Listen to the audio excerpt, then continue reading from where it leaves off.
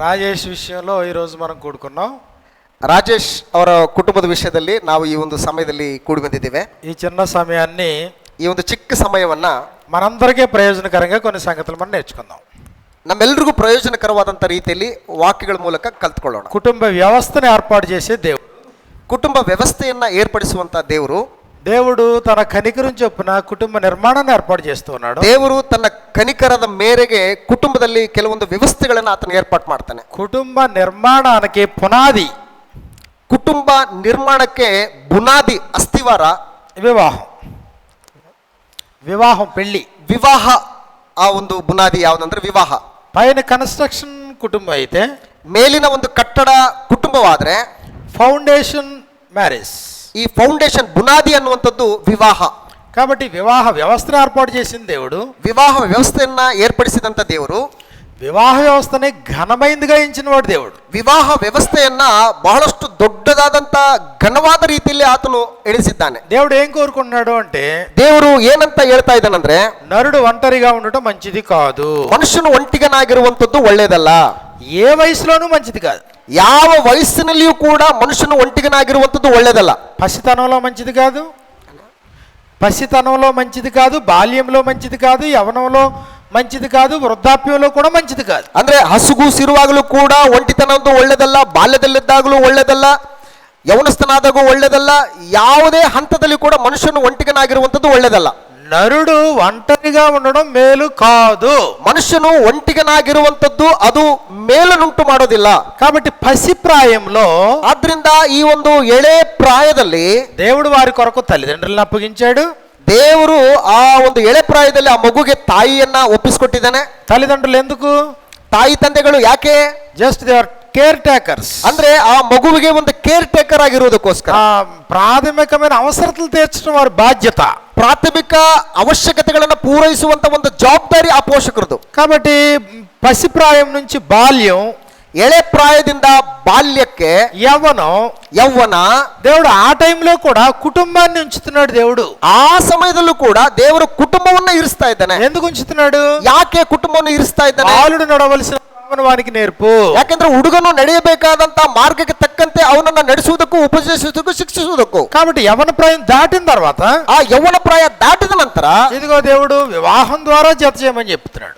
ದೇವರು ಪುನಃ ಅವರನ್ನ ವಿವಾಹದ ಮೂಲಕ ಮತ್ತೆ ಜೊತೆ ಮಾಡ್ತಾ ಇದ್ದಾನೆ. మళ్ళీ భాగస్వామిని తీసుకునిరా, ಮತ್ತೆ ನಿನಗೆ ಸರಿ ಬೀಳುವಂತಹ ಸಹಕಾರಿಣಿಯನ್ನ ನಿನ್ನ ಜೊತೆ ಮಾಡ್ಕೋ, మళ్ళీ వాళ్ళకి పెళ్లి చేయి, ಅವರಿಗೆ ಮತ್ತೆ ನೀನು ವಿವಾಹ ಮಾಡು, వివాహం చేయి. అది బాధ్యత. ವಿವಾಹ ಮತ್ತೆ ಅವರಿಗೆ ಮಾಡು, ನಿನಗೆ ಅದು ನಿನಗೆ ಜವಾಬ್ದಾರಿ. కాబట్టి దానంతటి విషయంలో ఒంటరిగా విడిచిపెట్టడం దేవుని సంకల్పం కాదు. ಇವೆಲ್ಲಾ ವಿಷಯಗಳಲ್ಲಿ ಒಬ್ಬಂಟಿಗನನ್ನಾಗಿ ಬಿಟ್ಟು ಕೊಡುವಂತದ್ದು ಅದು ದೇವರ ಉದ್ದೇಶ ಅಲ್ಲ. వివాహానికి ముందు తల్లిదండ్రులు కుటుంబంతో ఉంటాం, ವಿವಾಹಕ್ಕಿಂತ ಮೊದಲು ತಂದೆ ತಾಯಿಗಳು ಕುಟುಂಬದೊಟ್ಟಿಗೆ ಜೊತೆಗಿದ್ವಿ, వివాహం అనంతరం జీవిత భాగస్వామితో ఉంటాం, ವಿವಾಹದ ನಂತರ ಒಂದು ಕುಟುಂಬದಲ್ಲಿ ಒಂದು ಭಾಗಸ್ವಾಮಿ, ಆ ಜೊತೆಗಾರಣಿಯೊಟ್ಟಿಗೆ ನಾವಿದ್ದೀವಿ. ఒకవేళ ఆ తర్వాత మళ్ళీ దేవుడు ఇద్దరిలో ఒకరిని నరులారా తిరిగి రండి అని పిలుచుకుంటే ಆ ಜೊತೆ పిల్లలతో ఉంటాం. ಆ ಇಬ್ಬರಲ್ಲಿ ಯಾರೋ ಒಬ್ಬರನ್ನ ದೇವರು ಮನುಷ್ಯರೇ ಬನ್ನಿ ಎಂಬುದಾಗಿ ಕರೆದು ಮಣ್ಣಿಗೆ ಸೇರಿಸಿದ್ರೆ, ಅವರಿಬ್ಬರಲ್ಲಿ ಒಬ್ಬರು ಹೋದ್ರೆ ಅವರು ಮತ್ತೆ ಮಕ್ಕಳೊಟ್ಟಿಗಿರ್ತಾರೆ. అంతే కదా? ಅಷ್ಟೇ ತಾನೇ? కాబట్టి గ్రంథం చెప్పే విధానం అది. ಇದು ಗ್ರಂಥ ಹೇಳುವಂತ ಒಂದು ವಿಧಾನ. ಇದು ఒంటరితనంగా, లోన్లీనెస్ గా ఉండడం దేవుని ఏర్పాటు కాదు. ಒಂಟಿಯಾಗಿ ಒಂಟಿತನದಿಂದ ಇರುವಂತದ್ದು ದೇವರ ಒಂದು ಉದ್ದೇಶವಲ್ಲ. దేవుడు సహవాసాన్ని ఏర్పాటు చేశాడు, ದೇವರು ಸಹವಾಸವನ್ನು ಏರ್ಪಾటు ಮಾಡಿದ್ದಾನೆ, బంధాలు ఏర్పాటు చేశాడు, ಸಂಬಂಧಗಳನ್ನು ಏರ್ಪಾటు ಮಾಡಿದ್ದಾನೆ, అన్నిటికంటే ఉన్నతంగా ఆత్మ సంబంధమైన బంధాన్ని ఏర్పాటు చేశాడు. ಎಲ್ಲದಕ್ಕಿಂತಲೂ ಹೆಚ್ಚಾಗಿ ಆತ್ಮ ಸಂಬಂಧವಾದಂತ ಸಂಬಂಧಗಳನ್ನು ಏರ್ಪಡಿಸಿದ್ದಾನೆ. అప్పుడు ఎందుకు ఈ బంధాలు? ಯಾಕೆ ಈ ಸಂಬಂಧಗಳು? ఎందుకు తల్లిదండ్రులు బిడ్డలు? ಯಾಕೆ ತಂದೆ ತಾಯಿಗಳು ಮಕ್ಕಳು? ఎందుకు అన్నదమ్ములు అక్క చెల్లెళ్ళు? ಯಾಕೆ ಅಣ್ಣ ತಮ್ಮಂದರು ಅಕ್ಕ ತಂಗಿಯರು? ఎందుకు భార్య భర్తలు? ಯಾಕೆ ಗಂಡ ಹೆಂಡತಿಯರು? ఎందుకు మనవళ్ళ మనవరాళ్ళు? ಯಾಕೆ ಮೊಮ್ಮಕ್ಕಳು ಮೊಮ್ಮಕ್ಕಳಂದ್ರು? ఇది గ్రంథం ఏం చెప్తుందో మనం గమనించాలి. ಇದ್ರ ವಿಷಯದಲ್ಲಿ ಗ್ರಂಥ ಏನ್ ಹೇಳಿದೀವಿ ಅದನ್ನ ನಾವು ಆಲೋಚನೆ కాబట్టి ఎందుకు బాల్యంలో, పసిప్రాయంలో తల్లిదండ్రులు? ಯಾಕೆ ಎಳೆ ಪ್ರಾಯದಲ್ಲಿ, ಬಾಲ್ಯದಲ್ಲಿ ತಂದೆ ತಾಯಿಗಳು ಬೇಕವರಿಗೆ? కాబట్టి ఇప్పుడు పసిబిడ్డలు ఉన్నారు, ಈಗ ಹಸು ಮಕ್ಕಳಿದ್ದಾರೆ. రాజేష్ ముగ్గురు పిల్లలు ఉన్నారు, ರಾಜೇಶ್ ಅವರಿಗೆ 3 ಮಕ್ಕಳಿದ್ದಾರೆ. కాబట్టి ఇప్పుడు ఆ ముగ్గురు పిల్లలకి కూడా తల్లిదండ్రులు అవసరం. ಆ 3 ಮಕ್ಕಳಿಗೂ ಕೂಡ ತಂದೆ ತಾಯಿಗಳ ಅವಶ್ಯಕತೆ ಇದೆ. తల్లిదండ్రులు బిడ్డలకు అవసరం. ತಂದೆ ತಾಯಿಗಳು ಮಕ್ಕಳಿಗೆ ಅವಶ್ಯಕತೆ. దేని కొరకు దేవుడు ఏర్పాటు చేశాడు? ಯಾವುದಕ್ಕೋಸ್ಕರ ಇವುಗಳನ್ನು ಏರ್ಪಾటు ಮಾಡಿದ್ದಾನೆ? ఆ ముగ్గురికి వీళ్ళిద్దరూ సర్వెంట్స్. ಆ ಮೂವರಿಗೆ ಇವರಿಬ್ಬರು ಸೇವಕರು, ಸರ್ವೆಂಟ್ಸ್ಗಳು. అంటే బయటికి తీసుకెళ్ళాలా? ಒಂದ ಬಂದ್ರೆ ಹೊರಗಡೆ ಕರ್ಕೊಂಡು ಹೋಗ್ಬೇಕು, అంటే బాత్రూమ్ తీసుకెళ్ళాలా? ಅಂದ್ರೆ ಬಾತ್ರೂಮ್ ಕರ್ಕೊಂಡು ಹೋಗ್ಬೇಕು. ಬಂದ್ರೆ ఆకలి అంటే భోజనం పెట్టాలా? ಹಸು ಅಂತಂದ್ರೆ ಊಟ ಹಾಕ್ಬೇಕು, స్నానం చేయించాలా, ಸ್ನಾನ ಮಾಡಿಸ್ಬೇಕು, బట్టలు తొడగాల, ಬಟ್ಟೆಯನ್ನು ಉಡಿಸ್ಬೇಕು, అవసరమైతే ఎత్తుకోవాలా, ಅವಶ್ಯಕತೆ ಬಿದ್ದರೆ ಎತ್ಕೊಳ್ಬೇಕು, పడుకోబెట్టాలా, ಮಲಗಿಸ್ಬೇಕು. 24 hours 24 ಗಂಟೆಗಳ ಕಾಲ, 7 days 7 ದಿನಗಳವರೆಗೆ, 365 days 1 year, ಅಂದ್ರೆ 365 ದಿನಗಳ 1 ವರ್ಷ ಕಾಲ అన్ని రోజులు ఏమి ఆశించకుండా, డబ్బులు తీసుకోకుండా, ప్రతిఫలాన్ని కోరుకోకుండా సర్వీస్ చేసే సర్వెంట్స్. ಆ 365 ದಿನಗಳ ನಿರಂತರವಾದಂಥ ಸಮಯದಲ್ಲಿ ಯಾವ ದುಡ್ಡನ್ನು ಕೂಡ ಮಕ್ಕಳಿಂದ ಆಶಿಸದೆ, ಪ್ರತಿಫಲವನ್ನು ಬಯಸದೆ 24/7 ಮಕ್ಕಳಿಗೋಸ್ಕರ ಸೇವೆ కాబట్టి ఇక్కడ ಮಾಡಬೇಕು. తల్లిదండ్రులు కంప్లీట్ గా సర్వీస్ ఇస్తున్నారు. ಅಂದ್ರೆ ತಂದೆ ತಾಯಿಗಳು ಮಕ್ಕಳಿಗೆ ಕಂಪ್ಲೀಟ್ ಆಗಿ ಸೇವೆಯನ್ನು ಮಾಡ್ತಾ ಇದ್ದಾರೆ. ఒకవేళ ఇదే పని వేరే పిల్లలకి చేస్తే డబ్బులు వస్తాయి. ಇದೇ ಕೆಲಸನ ಬೇರೆ ಮಕ್ಕಳಿಗೆ ಮಾಡಿದ್ರೆ ದುಡ್ಡು ಬರುತ್ತೆ. కొన్ని సిటీస్ లో, ಕೆಲವೊಂದು ಪಟ್ಟಣಗಳಲ್ಲಿ ఉద్యోగస్తులైనటువంటి వారి పిల్లల్ని పెంచుకోవడానికి ఇంట్లో ఎవరో ఒకరిని పెట్టి ఆయమ్మని పెట్టుకుంటారు కదా. ಅಂದ್ರೆ ಕೆಲವೊಂದು ಉದ್ಯೋಗಕ್ಕೆ ಹೋಗ್ತಕ್ಕಂತಹ ಕುಟುಂಬ ಸದಸ್ಯರಲ್ಲಿ ಮಕ್ಕಳನ್ನು ಬೆಳೆಸೋದಕ್ಕೋಸ್ಕರ ಆಯಗಳನ್ನು ಇಟ್ಕೊಳ್ತಾರೆ ಮನೆಯಲ್ಲಿ. 24 hours ಸರ್ವಿಸ್ చేయరు, 24/7 ಕೆಲಸ ಮಾಡಲ್ಲ ಅವರು. కానీ వాళ్ళు జీతం పుచ్చుకుంటారు. ಆದ್ರೂ ಕೂಡ ಅವರು ಸಂಬಳನ ತೆಗೆದುಕೊಳ್ತಾರೆ. ఏ జీతం పుచ్చుకోకుండా, ಆದ್ರೆ ತಂದೆ ತಾಯಿಗಳು ಯಾವ ಒಂದು ಸಂಬಳವನ್ನು ತೆಗೆದುಕೊಳ್ಳದೆ, ప్రతిఫలాన్ని ఆశించకుండా, ಯಾವುದೇ ಪ್ರತಿಫಲವನ್ನ ಅವರಿಂದ ಬಯಸದೆ, కపటము లేని ప్రేమతో, ಕಪಟವಿಲ್ಲದ ಪ್ರೀತಿಯೊಂದಿಗೆ, అంటే అందులో మళ్ళీ వేషధారణ ఏముండదు ఆ ప్రేమలో. ಆ ಒಂದು ಸೇವೆಯಲ್ಲಿ, ಆ ಒಂದು ಪ್ರೀತಿಯಲ್ಲಿ ವೇಷಧಾರಣೆ, ಕಪಟತನ ಅನ್ನುವಂಥದ್ದಿರಲ್ಲ. స్వచ్ఛమైన ప్రేమతో, ಸ್ವಚ್ಛವಾದ ಪ್ರೀತಿಯೊಂದಿಗೆ మిక్కటముగా ప్రేమించే, ಬಹಳ ಹೆಚ್ಚಾಗಿ ಅವ್ರನ್ನ ಪ್ರೀತಿಸಿ ఆ బాధ్యతను దేవుడు వారికి అప్పగించాడు. ಆ ಒಂದು ಜವಾಬ್ದಾರಿಯನ್ನ ದೇವರು ಅವರುಗಳಿಗೆ ವಹಿಸಿಕೊಟ್ಟಿದ್ದಾನೆ. కాబట్టి ఇక్కడ మనం ఇంకో విషయం గమనించాలి. ಇಲ್ಲೊಂದು ವಿಷಯನ ನಾವು ಗಮನಿಸಬೇಕು. ఇప్పుడు తల్లిదండ్రులు పిల్లలకి సేవ చేస్తారన్నాం కదా. ಈಗ ತಂದೆ ತಾಯಿಗಳು ಮಕ್ಕಳಿಗೆ ಸೇವೆ ಮಾಡ್ತಾರೆ ಅನ್ನೋದನ್ನ ಹೇಳಿದ್ರವಲ್ಲ. ఈ పిల్లలు ఎవరి పిల్లలు? ಈಗ ಈ ಮಕ್ಕಳು ಯಾರ ಮಕ್ಕಳು? రాజేష్ ఏమంటాడంటే, ರಾಜೇಶ್ ಏನಂತಾನಂತಂದ್ರೆ నా పిల్లలు అంటాడు. ನನ್ನ ಮಕ್ಕಳು ಅಂತಂತಾನೆ. నాకు 2 కొడుకులు, 1 కూతురు. ನನಗೆ 2 ಗಂಡು ಮಕ್ಕಳು, 1 ಹೆಣ್ಮಗು. రెబ్కా ఏమంటది? ರೆಬ್ಕಾ ಸಿಸ್ಟರ್ ಏನಂತಾರೆ? నా కూతురు, నా కొడుకులు. ನನಗೆ 3 ಮಕ್ಕಳು ನನಗೆ. దేవుడు ఏం చెప్తున్నాడు? ಆದ್ರೆ ದೇವ್ರು ಏನ್ ಹೇಳ್ತಾನೆ? అమ్మా గర్భఫలం నేను ఇచ్చే బహుమానం అన్నాడు. ಅಮ್ಮ ಗರ್ಭಫಲ ನಾನು ಕೊಡುವಂತ ಬಹುಮಾನಮ್ಮ. కుమారులు యెహోవాను గ్రహించి స్వాస్థ్యం అన్నాడు. ಪುತ್ರ ಸಂತಾನವು ಯೆಹೋವನಿಂದ ಬಂದಂತ ಸ್ವಾಸ್ಥ್ಯ ಅಮ್ಮ. అంటే ఈ పిల్లలు ఎవరి పిల్లలు? ಅಂದ್ರೆ ಈ ಮಕ್ಕಳು ಯಾರ ಮಕ್ಕಳು? ఏళ్ళకి పిల్లలా, దేవునికి పిల్లలా? ಇವರಿಗೆ ಮಕ್ಕಳ, ದೇವರಿಗೆ ಮಕ್ಕಳ? రాజేష్, పిల్లలు నీ పిల్లలా, దేవుని పిల్లలా? ಮಕ್ಕಳು ನಿಮ್ಮ ಮಕ್ಕಳ, ದೇವ್ರ ಮಕ್ಕಳ? మరి నా కూతురు అనకు ఎప్పుడు నీ, ಅಂದ್ರೆ ನನ್ನ ಮಗಳು ಅಂತ ಅನ್ಬೇಡಿ, నా కొడుకు అనుకో, ನನ್ನ ಮಗ ಅಂತ ಅನ್ಬೇಡಿ. అనవా? ಅನ್ನಲ್ವಾ? దేవుని పిల్లలే, ದೇವ್ರ ಮಕ್ಕಳೇ, కానీ నీ చేతిలో పెట్టాడు. ಆದ್ರೆ ದೇವರು ಅವ್ರನ್ನ ನಿನ್ನ ಕೈಯಲ್ಲಿ ಇಟ್ಟಿದ್ದಾನೆ. నీ చేతిలోనే ఎందుకు పెట్టాడు? ನಿನ್ನ ಕೈಯಲ್ಲೇ ಅವ್ರುಗಳನ್ನ ಯಾಕೆ ಇಟ್ಟಿದ್ದಾನೆ? ఇంకొకరి చేతిలో ఎందుకు పెట్టలేదు? ಇನ್ನೊಬ್ಬರ ಕೈಯಲ್ಲಿ ಯಾಕೆ ಇಡ್ಲಿಲ್ಲ? నీ చేతిలో ఎందుకు పెట్టాడు నువ్వు అర్థం చేసుకోవాలా. ನಿನ್ನ ಕೈಗಳಲ್ಲಿ ಯಾಕೆ ಇಟ್ಟಿದ್ದಾನೆ ಅನ್ನುವಂಥದ್ದನ್ನ ನೀವು ಅರ್ಥ ಮಾಡ್ಕೋಬೇಕು. మిమ్మల్ని ఇద్దరినే ప్రేమించిన దేవుడు, ನಿಮ್ಮಿಬ್ಬರನ್ನು ಪ್ರೀತಿಸಿದಂತ ದೇವರು మీ దాంపత్య జీవితాన్ని ఆశీర్వదించి, ನಿಮ್ಮ ಒಂದು ದಾಂಪತ್ಯ ಜೀವಿತವನ್ನ ಆಶೀರ್ವದಿಸಿ, మీ పోలిక, మీ రూపంలో, దేవుని రూపంలో ఉండే బిడ్డలను తీసుకొచ్చి నీ చేతిలో పెట్టాడు. ನಿನ್ನ ರೂಪದಲ್ಲಿ, ನಿನ್ನ ಹೋಲಿಕೆಗೆ ಮಕ್ಕಳನ್ನು ರೂಪಿಸಿ ತನ್ನ ಮಕ್ಕಳನ್ನ ನಿಮ್ಮ ಕೈಲಿ ಕೊಟ್ಟಿದ್ದಾನೆ. కాబట్టి ఇప్పుడు ఆ పిల్లల్లో మీ పోలికలు గ్యారంటీ కనబడతాయి. ಆ ಮಕ್ಕಳಲ್ಲಿ ನಿಮ್ಮ ಹೋಲಿಕೆ ಗ್ಯಾರಂಟಿ ಕಂಡು ಬರ್ತದೆ. ఆత్మీయంగా దేవుని పోలికలు ఇంకా స్పష్టంగా కనబడతాయి. ಆತ್ಮೀಯವಾಗಿ ದೇವರ ಒಂದು ಹೋಲಿಕೆ ಇನ್ನೂ ಸ್ಪಷ್ಟವಾಗಿ ಕಂಡು ಬರ್ತದೆ. ఎప్పుడైతే నీ పోలిక కనబడిందో, ಯಾವಾಗ ನಿನ್ನ ಹೋಲಿಕೆ ನಿನ್ನ ಮಕ್ಕಳಲ್ಲಿ ಕಂಡು ಬಂತೋ, నీకు వారంటే మమకారం ఏర్పడుతుంది. ಸೊ ನಿನಗೆ ಅವರ ಮೇಲೆ ಮಮಕಾರ ಬರ್ತದೆ, ప్రేమ ఏర్పడుతుంది, ಪ್ರೀತಿ ಉಂಟಾಗುತ್ತೆ. నా పోలిక, ಇವರು ನನ್ನ ಹೋಲಿಕೆ, నా కళ్ళు, ఇವರು ನನ್ನ కಣ್ಣును, ముక్కు నాకులాగే ఉంది, సో మూగు నన్నాంగే ಇದೆ, నా రంగు వచ్చింది ನನ್ನ ಬಣ್ಣ ಇವರಿಗೆ ಬಂದಿದೆ అని చెప్పేసి మనం ఆటోమేటిక్ అటాచ్ అవుతున్నాం. ಆ ರೀತಿಯಾಗಿ ಹೇಳಿ ಆಟೋಮೆಟಿಕ್ ಆಗಿ ನಾವು ಅವರಿಗೆ ಸನ್ನಿಹಿತರಾಗ್ತೀವಿ, ಹತ್ರ ಆಗ್ತೀವಿ. లేకపోతే నువ్వు ఏమి ఆశించకుండా వీళ్ళకి సర్వీస్ చెయ్యు. ಇಲ್ಲ ಅಂತಂದ್ರೆ ನೀನು ಯಾವುದನ್ನು ಆಶಿಸದೆ ಇವರಿಗೆ ಸೇವೆ ಮಾಡೋದಿಲ್ಲ, నువ్వు సర్వీస్ చేయలేవు. నువ్వు ನಿನ್ನ ಸರ್ವಿಸ್ ಮಾಡೋಕ್ಕಾಗಲ್ಲ ಅವರಿಗೆ. దేవుడు సింపుల్ గా చిన్న ట్విస్టింగ్ ఎట్టిస్తాడు అంతే. ದೇವರು ಸಿಂಪಲ್ ಆಗಿ ಒಂದು ಟ್ವಿಸ್ಟ್ ಇಟ್ಟಿದ್ದಾನೆ ಅಷ್ಟೇನೆ. నీ పోలిక నీ రూపం అందులో కనబడుతుంది. ಅಂದ್ರೆ ಅವ ಮಕ್ಕಳಲ್ಲಿ ನಿನ್ನ ಹೋಲಿಕೆ, ನಿನ್ನ ರೂಪ ಕಂಡು ಬರ್ತಾ ಇದೆ. ఓ నువ్వు చూసి మురిసిపోతా ఉంటావు. ಓ ದಿನಾ ನೋಡಿ ನೋಡಿ ನೀನು ಸಂತೋಷ ಪಡ್ತಿದ್ದೀನಿ ನನ್ನ ಹೋಲಿಕೆ ಅಂತ. ఎన్ని ముద్దులు పెట్టినా నీకు తృప్తి అవదు. ಎಷ್ಟು ಮುದ್ದಿಟ್ರು ಕೂಡ ನಿನಗೆ ತೃಪ್ತಿನೇ ಆಗಲ್ಲ. ఎన్ని సార్లు ఎత్తుకున్నా నీకు తృప్తి అవదు. ಎಷ್ಟು ಸಾರಿ ಎತ್ಕೊಂಡ್ರು ಕೂಡ ನಿನಗೆ ತೃಪ್ತಿ ಆಗಲ್ಲ. పిల్లలతో సరదాగా ఆనందం గడుపుతాం కదా. ಸೊ ಬಹಳ ಸಂತೋಷವಾಗಿ ಮಕ್ಕಳೊಟ್ಟಿಗೆ ಕಾಲ ಕಳಿತೀವಲ್ವಾ. అంటే దేవుడు తన బిడ్డల్ని మనకిచ్చి మన రూపాన్ని అందులో పెట్టినప్పుడు ఆటోమేటిక్గా ఇప్పుడు మనకేం కలిగిందంటే ప్రేమ కలిగింది, ఆకర్షితులయ్యాం. ದೇವರು ತನ್ನ ಮಕ್ಕಳಿಗೆ ನಿಮ್ಮ ರೂಪವನ್ನು ಕೊಟ್ಟು ನಮ್ಮ ಕೈಗಳಲ್ಲಿಟ್ಟಾಗ ಆಟೋಮೆಟಿಕ್ ಆಗಿ ಮಕ್ಕಳೆಡೆಗೆ ನಮ್ಮ ಒಂದು ಪ್ರೀತಿ ಉಕ್ಕಿ ಬರ್ತಾ ಇದೆ. నీ బిడ్డలకు నువ్వు ఆకర్షితుడు అవుతావు కానీ ఇంకొకరి బిడ్డలకు నువ్వు ఆకర్షితుడు అవ్వలేవు. ನಿನ್ನ ಮಕ್ಕಳಿಗೆ ನೀನೇ ಆಕರ್ಷಿತನಾಗ್ತೀಯೇ ವಿನಃ ಇನ್ನೊಬ್ಬರು ನಿನ್ನ ಮಕ್ಕಳಿಗೆ ಆಕರ್ಷಿತರಾಗಲ್ಲ. ఏదో జస్ట్ 5 నిమిషాలు ఎత్తుకోవడం, చూసి బుద్ధి పెట్టుకోవడం అంతవరకే. ಅಷ್ಟೇ, ಒಂದೊಂದು 5 ನಿಮಿಷ ಎತ್ಕೊಳ್ತಾರೆ, ಮುದ್ದಿಡ್ತಾರೆ, ಆಟ ಆಡಿಸ್ತಾರೆ ಅಷ್ಟೇನೆ. కాబట్టి జీవితంలో ఎప్పుడు కూడా దేవుడు అనుగ్రహించిన బిడ్డల్ని, ಯಾವಾಗಲೂ ಕೂಡ ಜೀವಿತದಲ್ಲಿ ದೇವರು ಅನುಗ್ರಹಿಸಿದಂತಹ ಈ ಮಕ್ಕಳನ್ನ ఎవరికి ఇచ్చే ప్రయత్నం చేయకూడదు. ಯಾರಿಗೂ ಕೂಡ ಕೊಡುವಂತ ಪ್ರಯತ್ನವನ್ನ ಮಾಡಬಾರದು. పెంపకానికి ఇవ్వడం కానీ దత్తతకి ఇవ్వడం కానీ చేయకూడదు. ಬೆಳೆಸುವುದಕ್ಕೆ ಕೊಡೋದಾಗ್ಲಿ ಅಥವಾ ದತ್ತು ಕೊಡೋದಾಗ್ಲಿ ಮಾಡಬಾರದು. దేవుడు నిన్ను లెక్క అడుగుతాడు. ದೇವರು ಆಗ ನಿನಗೆ ಲೆಕ್ಕ ಕೇಳ್ತಾನೆ. నేను పెట్టింది నీ చేతిలో, ನಾನು ಅವರುಗಳನ್ನ ಇಟ್ಟಿದ್ದು ನಿನ್ನ ಕೈಯಲ್ಲಿ. నాకు బరువుగా ఉంది ఇంకొకరికి ఇచ్చేస్తానంటే ఎలా కుదురుతుంది? ನನಗೆ ಭಾರ, ನಾನು ಇನ್ನೊಬ್ರು ಕೊಡ್ತೀನಿ ಅಂತಂದ್ರೆ ಹೆಂಗಾಗುತ್ತೆ? చాలా మంది అవగాహన రాహిత్యంతో, ಅಂದ್ರೆ ತುಂಬಾ ಜನರು ಈ ಒಂದು ತಿಳುವಳಿಕೆ ಇಲ್ಲದೆ, పిల్లల్ని పెంచలేక, ಮಕ್ಕಳನ್ನ ಬೆಳೆಸಲಾರದೆ ఎవరికో ఒకరికి దత్తతకి ఇచ్చేస్తుంటారు. ಯಾರಿಗೋ ಒಬ್ಬರಿಗೆ ದತ್ತು ಸ್ವೀಕಾರಕ್ಕೆ ಕೊಟ್ಬಿಡ್ತಾರೆ. సరైన ఆలోచన విధానం కాదు. ಇದು ಸರಿಯಾದಂತ ಆಲೋಚನೆ ವಿಧಾನ ಅಲ್ಲ. దేవుడు నిన్ను ప్రేమించి నీకు ఇచ్చాడు.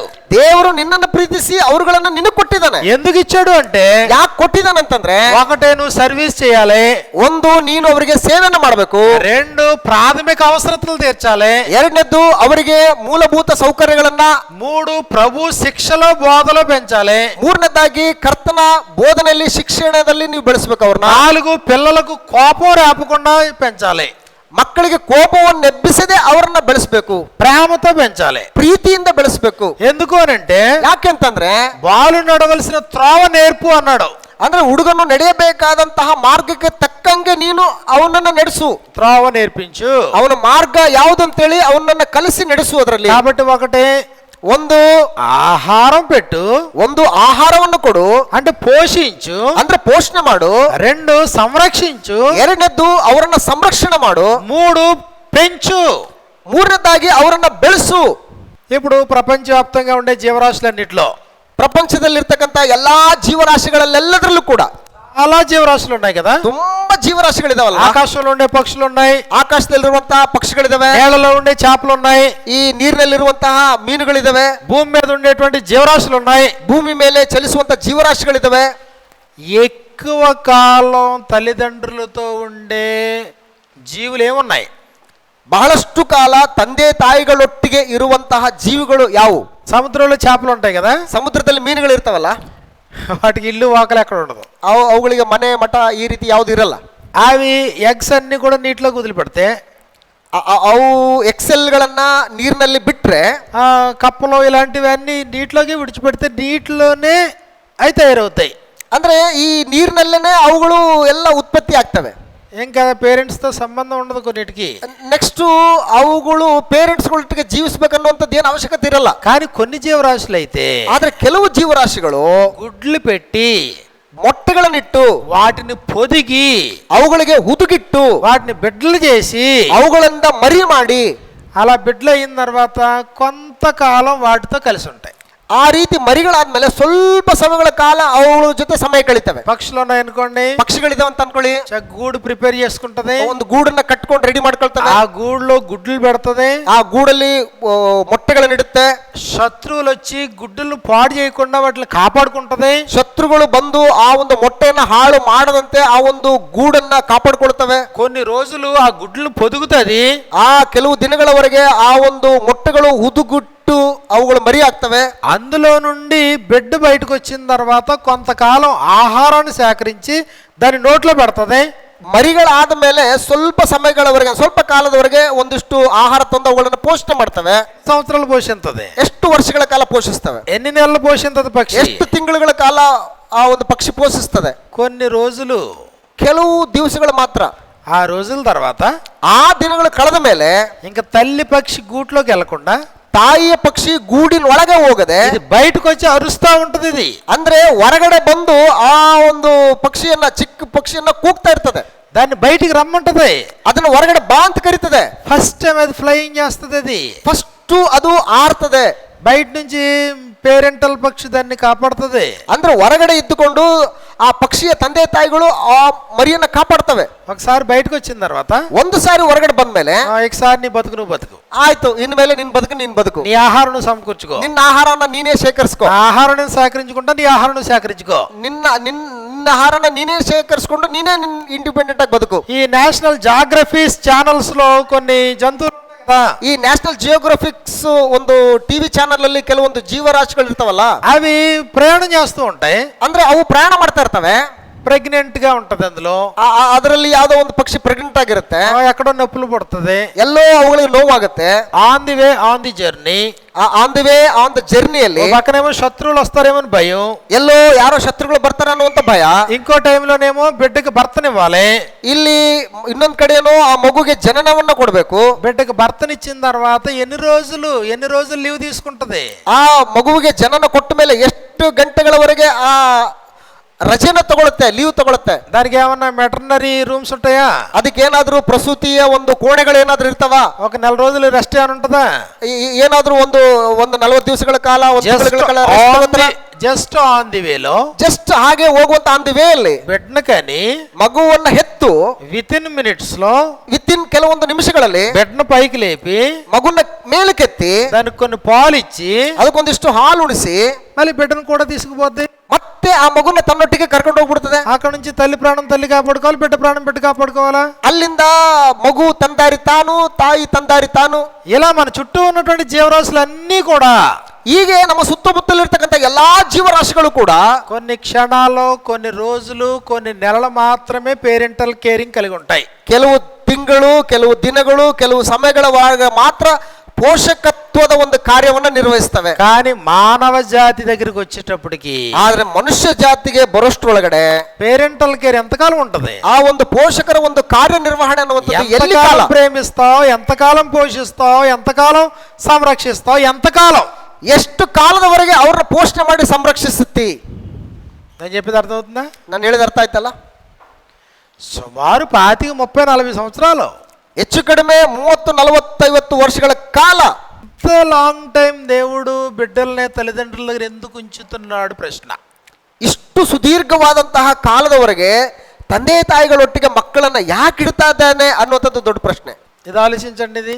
ಇದನ್ನ ಒಂದ್ಸರಿ ನೀವು ಆಲೋಚನೆ ಮಾಡಿ. 20 సంవత్సరాలు నీ కొడుకుతో నీకు పని ఏంటి? 80 ವರ್ಷದ ವಯಸ್ಸಿರುವಾಗ ನಿನಗೆ ನಿನ್ನ ಮಗನೊಟ್ಟಿಗೆ ನಿನ್ನ ಕೆಲಸ ಏನು? 25 సంవత్సరాలు, 30 సంవత్సరాలు నీ కూతురుతో నీ కొడుకుతో నీకు పని ఏంటి? 25 ವರ್ಷ, 35 ವರ್ಷ ನಿನಗಾದಾಗ ನಿನ್ನ ಮಕ್ಕಳೊಟ್ಟಿಗೆ ನಿಂದ ಏನ್ ಕೆಲಸ? ఎందుకు దేవుడు ఏర్పాటు చేశాడు? ಯಾಕೆ ಇದನ್ನ ದೇವರು ಏರ್ಪಾటు ಮಾಡಿದಾನೆ? 100వ సంవత్సరంలో అబ్రహాం కొడుకు పుట్టాడు. ಅಂದ್ರೆ 100 ವರ್ಷಗಳಲ್ಲಿ ಒಬ್ಬ ಮಗ ಅಬ್ರಹಾಮನಿಗೆ ಹುಟ್ಟಿದ್ರೆ, అబ్రాహాము కొడుకు ఇస్సాకు పెళ్లి చేసేటప్పుడు 40వ సంవత్సరంలో పెళ్లి చేశాడు. ಅಂದ್ರೆ ಅಬ್ರಹಾಮನ ಮಗನಾದಂತ ಇಸಾಕರಿಗೆ 40 ವರ್ಷದಲ್ಲಿ ಆತನಿಗೆ ವಿವಾಹ ಮಾಡಿಸಿದಾನೆ. అబ్రాహామా నీ కొడుకుతో 40 సంవత్సరాలు నీకు పని ఏంటి? ಅಬ್ರಹಾಮ ನಿನ್ನ ಮಗನಾದಂತ ಈಸಾಕನೊಟ್ಟಿಗೆ 40 ವರ್ಷ ನಿನಗೇನ್ ಕೆಲಸ? అబ్రాహాం మాత్రమే కాదు, ಅಬ್ರಹಾಮನ ಮಾತ್ರವೇ ಅಲ್ಲ, ఈ రోజు మనకి కూడా ಈ ದಿನಗಳಲ್ಲಿ ನಮಗೂ ಕೂಡ బిడ్డలను కన్న తర్వాత ಮಕ್ಕಳನ್ನ ಹೆತ್ತ ಮೇಲೆ కనీసం 25-30 సంవత్సరాలు ಕನಿಷ್ಠ ಪಕ್ಷ 25-30 ವರ್ಷಗಳ ಕಾಲ ఎందుకు తల్లిదండ్రులతో ఉండాలి? ಯಾಕೆ ತಂದೆ ತಾಯಿಗಳು ಒಟ್ಟಿಗೆ ಇರಬೇಕು? దేవుడు ఏం ఆశిస్తున్నాడు? ದೇವರು ಆ ಮೂಲಕ ಏನನ್ನ ಆಶಿಸ್ತಾ ಇದ್ದಾನೆ, ఇది మనం అర్థం చేసుకోవాలి. ಇದನ್ನ ನಾವು ಅರ್ಥ ಮಾಡ್ಕೋಬೇಕು. మనకేం అర్థమైందంటే, ನಮಗೇನ್ ಅರ್ಥ ಆಯ್ತು ಅಂದ್ರೆ, నేను బ్రతుకుంటుండగానే వాడు కాళ్ళ మీద వాడు బ్రతకాలా, ನಾನು ಬದುಕಿರುವಾಗಲೇ ಅವ್ರ ಕಾಲ ಮೇಲೆ ನಿಲ್ಲಿಸಬೇಕು. ఓకే, ఇక్కడ పరిస్థితి ఏంటంటే, ಅಂದ್ರೆ ಇಲ್ಲಿ ಪರಿಸ್ಥಿತಿ ಏನಪ್ಪಾ ಅಂತಂದ್ರೆ, ఇన్ని సంవత్సరాలు దేవుడు ఎందుకు మనకి బిడ్డలు అనుగ్రహిస్తున్నాడు? ಇಷ್ಟು ವರ್ಷಗಳ ಕಾಲಕ್ಕೆ ದೇವರು ಯಾಕೆ ನಮಗೆ ಮಕ್ಕಳನ್ನು ಕೊಡ್ತಾ ಇದ್ದಾನೆ? మనకేం అర్థమైంది? ನಮಗೇನ್ ಅರ್ಥ ಆಯ್ತು? ఇది ఒక 30 సంవత్సరాల లైఫ్ అనుకుందాం. ಈ ಒಂದು 30 ವರ್ಷಗಳ ಲೈಫ್ ಅಂತ ಅಂದ್ಕೊಳ್ಳೋಣ. అంటే పిల్లలు 30 సంవత్సరాలు మనతో ఉంటారు అనుకో. ಅಂದ್ರೆ ಮಕ್ಕಳು 30 ವರ್ಷಗಳ ಕಾಲ ನಮ್ಮ ಜೊತೆಗಿರ್ತಾರೆ ಅಂತ 30 సంవత్సరాలు నీతో ఉంటే, 30 ವರ್ಷಗಳ ಕಾಲ ನಿಮ್ ಜೊತೆಗಿದ್ರೆ, ఇది ఒక 3 to 4 ఇయర్స్ పసితనం, 3ರಿಂದ 4 ವರ್ಷಗಳ ಕಾಲ ಎಳೆ ಪ್ರಾಯ, ఆ తర్వాత తీసుకెళ్లి స్కూల్లో పడేద్దాం, ಆಮೇಲೆ ತಗೊಂಡೋಗಿ ಸ್ಕೂಲ್ಗೆ ಹಾಕ್ತಿವಿ. స్కూల్ నుంచి బయటకు వచ్చేసేటప్పటికి ఇంచుమించుగా 5th ఇయర్ నుంచి 25th ఇయర్ వరకు ఎడ్యుకేషను. ಅಂದ್ರೆ 5ನೇ ವರ್ಷದಿಂದ 25ನೇ ವರ್ಷದವರೆಗೂ ವಿದ್ಯಾಭ್ಯಾಸ. ఆ ఎడ్యుకేషన్ అయిన తర్వాత ఏదైనా జాబ్ ఎత్తుక్కో. ಆ ಎಜುಕೇಶನ್ ಆದ್ಮೇಲೆ ಜಾಬ್, ಯಾವುದೋ ಒಂದು ಉದ್ಯೋಗ. జాబ్ సంపాదించుకున్న తర్వాత ఏదైనా డబ్బులు సంపాదించి ఎర్నింగ్. ಜಾಬ್ ಆದ್ಮೇಲೆ ದುಡ್ಡು ಸಂಪಾದನೆ ಮಾಡ್ಕೋ. ಇಲ್ಲ ఆ తర్వాత పెళ్లి చేద్దాం. ಆಮೇಲೆ ಮದುವೆ. మనం చక్కగా సెటప్ చేసేసుకున్నాం. ಅಂದ್ರೆ ಈ ರೀತಿ ಸೆಟಪ್ ಮಾಡ್ಕೊಂಡ್ಬಿಟ್ಟಿದೀವಿ. అంటే దీని అంతట్లో ఏం కనబడుతుందంటే, ಈ ಎಲ್ಲವುಗಳಲ್ಲಿ ನಮಗೇನು ಕಂಡು ಬರುತ್ತಂದ್ರೆ, ఈ జానడ పొట్టని పోషించుకోవడానికి అవసరమైన వ్యక్తిగా తయారు చేయడం మనకు అర్థమైంది. ಅಂದ್ರೆ ಈ ಗೇಣುದ್ದ ಹೊಟ್ಟೆಯನ್ನ ತುಂಬಿಸಿಕೊಳ್ಳುವುದಕ್ಕೆ ಏನೆಲ್ಲ ಪೂರೈಸಿಕೊಳ್ಳಬೇಕೋ ಅವುಗಳನ್ನು ಪೂರೈಸಿಕೊಳ್ಳೋದಕ್ಕೆ ಮಾತ್ರ ಸೀಮಿತಗೊಳಿಸಿ ಅವರನ್ನ ಪೋಷಿಸ್ತಾ ಇದ್ದೀವಿ. డబ్బు సంపాదించే ఒక యంత్రంగా తయారు చేయడం మనకు అర్థమైంది. ಹಣ ಸಂಪಾದನೆ ಮಾಡುವಂತ ಒಂದು ಯಂತ್ರವನ್ನಾಗಿ ಅವರನ್ನ ಬೆಳೆಸ್ತೀವಿ ಅನ್ನುವಂಥದ್ದು ಬಹುತೇಕರಿಗೆ ಅರ್ಥ ಆಯ್ತು. ఈ సమాజం ఈ కాంపిటీషన్ వరల్డ్ లో ఎలా బ్రతకాలో నేర్పించడం అర్థమైంది. ಈ ಸಮಾಜದಲ್ಲಿ ಈ ಒಂದು ಸ್ಪರ್ಧಾತ್ಮಕವಾದಂತ ಒಂದು ಕ್ಷೇತ್ರದಲ್ಲಿ ಯಾವ ರೀತಿ ಬದುಕಬೇಕನ್ನೋದು ಗೊತ್ತಾಯ್ತು. కానీ ఇప్పుడు నిజంగా దేవుడు అందుకే ఇచ్చాడా? ನಿಜವಾಗಿ ದೇವರು ಅದಕ್ಕೋಸ್ಕರನೇ ನಾವು ಮಕ್ಕಳು ಕೊಟ್ಟದ್ದು. అందుకే నీ దగ్గర ఉండాలా? ಅದಕ್ಕೋಸ್ಕರನೇ ನಾವು ಮಕ್ಕಳ ಜೊತೆ ಇರ್ಬೇಕಾ? బాలుడు నడవలసిన త్రోవ నేర్పు. ಹುಡುಗನು ನಡೆಯಬೇಕಾದಂತ ಮಾರ್ಗವನ್ನ ಆ ಹುಡುಗನಿಗೆ ಕಲಿಸು. వాడికి మార్గం తెలియదు, ಆ ಹುಡುಗನಿಗೆ ಮಾರ್ಗ ಗೊತ್ತಿಲ್ಲ. వాడికి త్రోవ తెలియదు, ಆ ಹುಡುಗನಿಗೆ ಎಕಡೆ ಹೋಗ್ಬೇಕೋ ಗೊತ್ತಿಲ್ಲ. ఏం తెలుసు? ಏನ್ ಗೊತ್ತಾ ಮಗುಗೆ? ఏం తెలియదు. ಏನು ಗೊತ್ತಿಲ್ಲ. ఏం తెలుసా? ಏನಾದ್ರೂ ಗೊತ್ತಾ ಮಗುಗೆ? ఏం తెలియదు. ಏನು ಗೊತ್ತಿಲ್ಲ ಮಗುಗೆ. నాకు సరే రా ఇర్విన్, ನೋಡಿ ಈಗ ಹಿಂಗೆ ಎತ್ಕೊಂಡೆ, Irwin good boy good boy. ఏం తెలుసు? ఏం తెలియదు. ಏನಾದ್ರೂ ಗೊತ್ತಾ ಮಗುಗೆ? ಏನು ಗೊತ್ತಿಲ್ಲ. ద్వేషించడం తెలియదు, ದ್ವೇಷ ಮಾಡೋದು ಗೊತ್ತಿಲ್ಲ, పగబెట్టుకోవడం తెలియదు, ಹಾಗೆ ಮಾಡೋದು ಗೊತ್ತಿಲ್ಲ, కుళ్ళు కుతంత్రాలు తెలియదు, ಈ ಒಂದು ಕುತಂತ್ರಗಳು ಯಾವ ಕೂಡ ಗೊತ್ತಿಲ್ಲ. ఈయన కులం క్యాస్ట్ ఏంటో ఈయన తెలియదు, ಇದಕ್ಕೆ ಇವ್ರದ್ದು ಕ್ಯಾಸ್ಟ್ ಯಾವುದು, ಇದಕ್ಕೆ ಕುಲ ಯಾವ್ದಂತ ಗೊತ್ತಿಲ್ಲ. ఈయన తెలుగో ఇంగ్లీషో కన్నడం ఏమో తెలియదు ఈయనకి.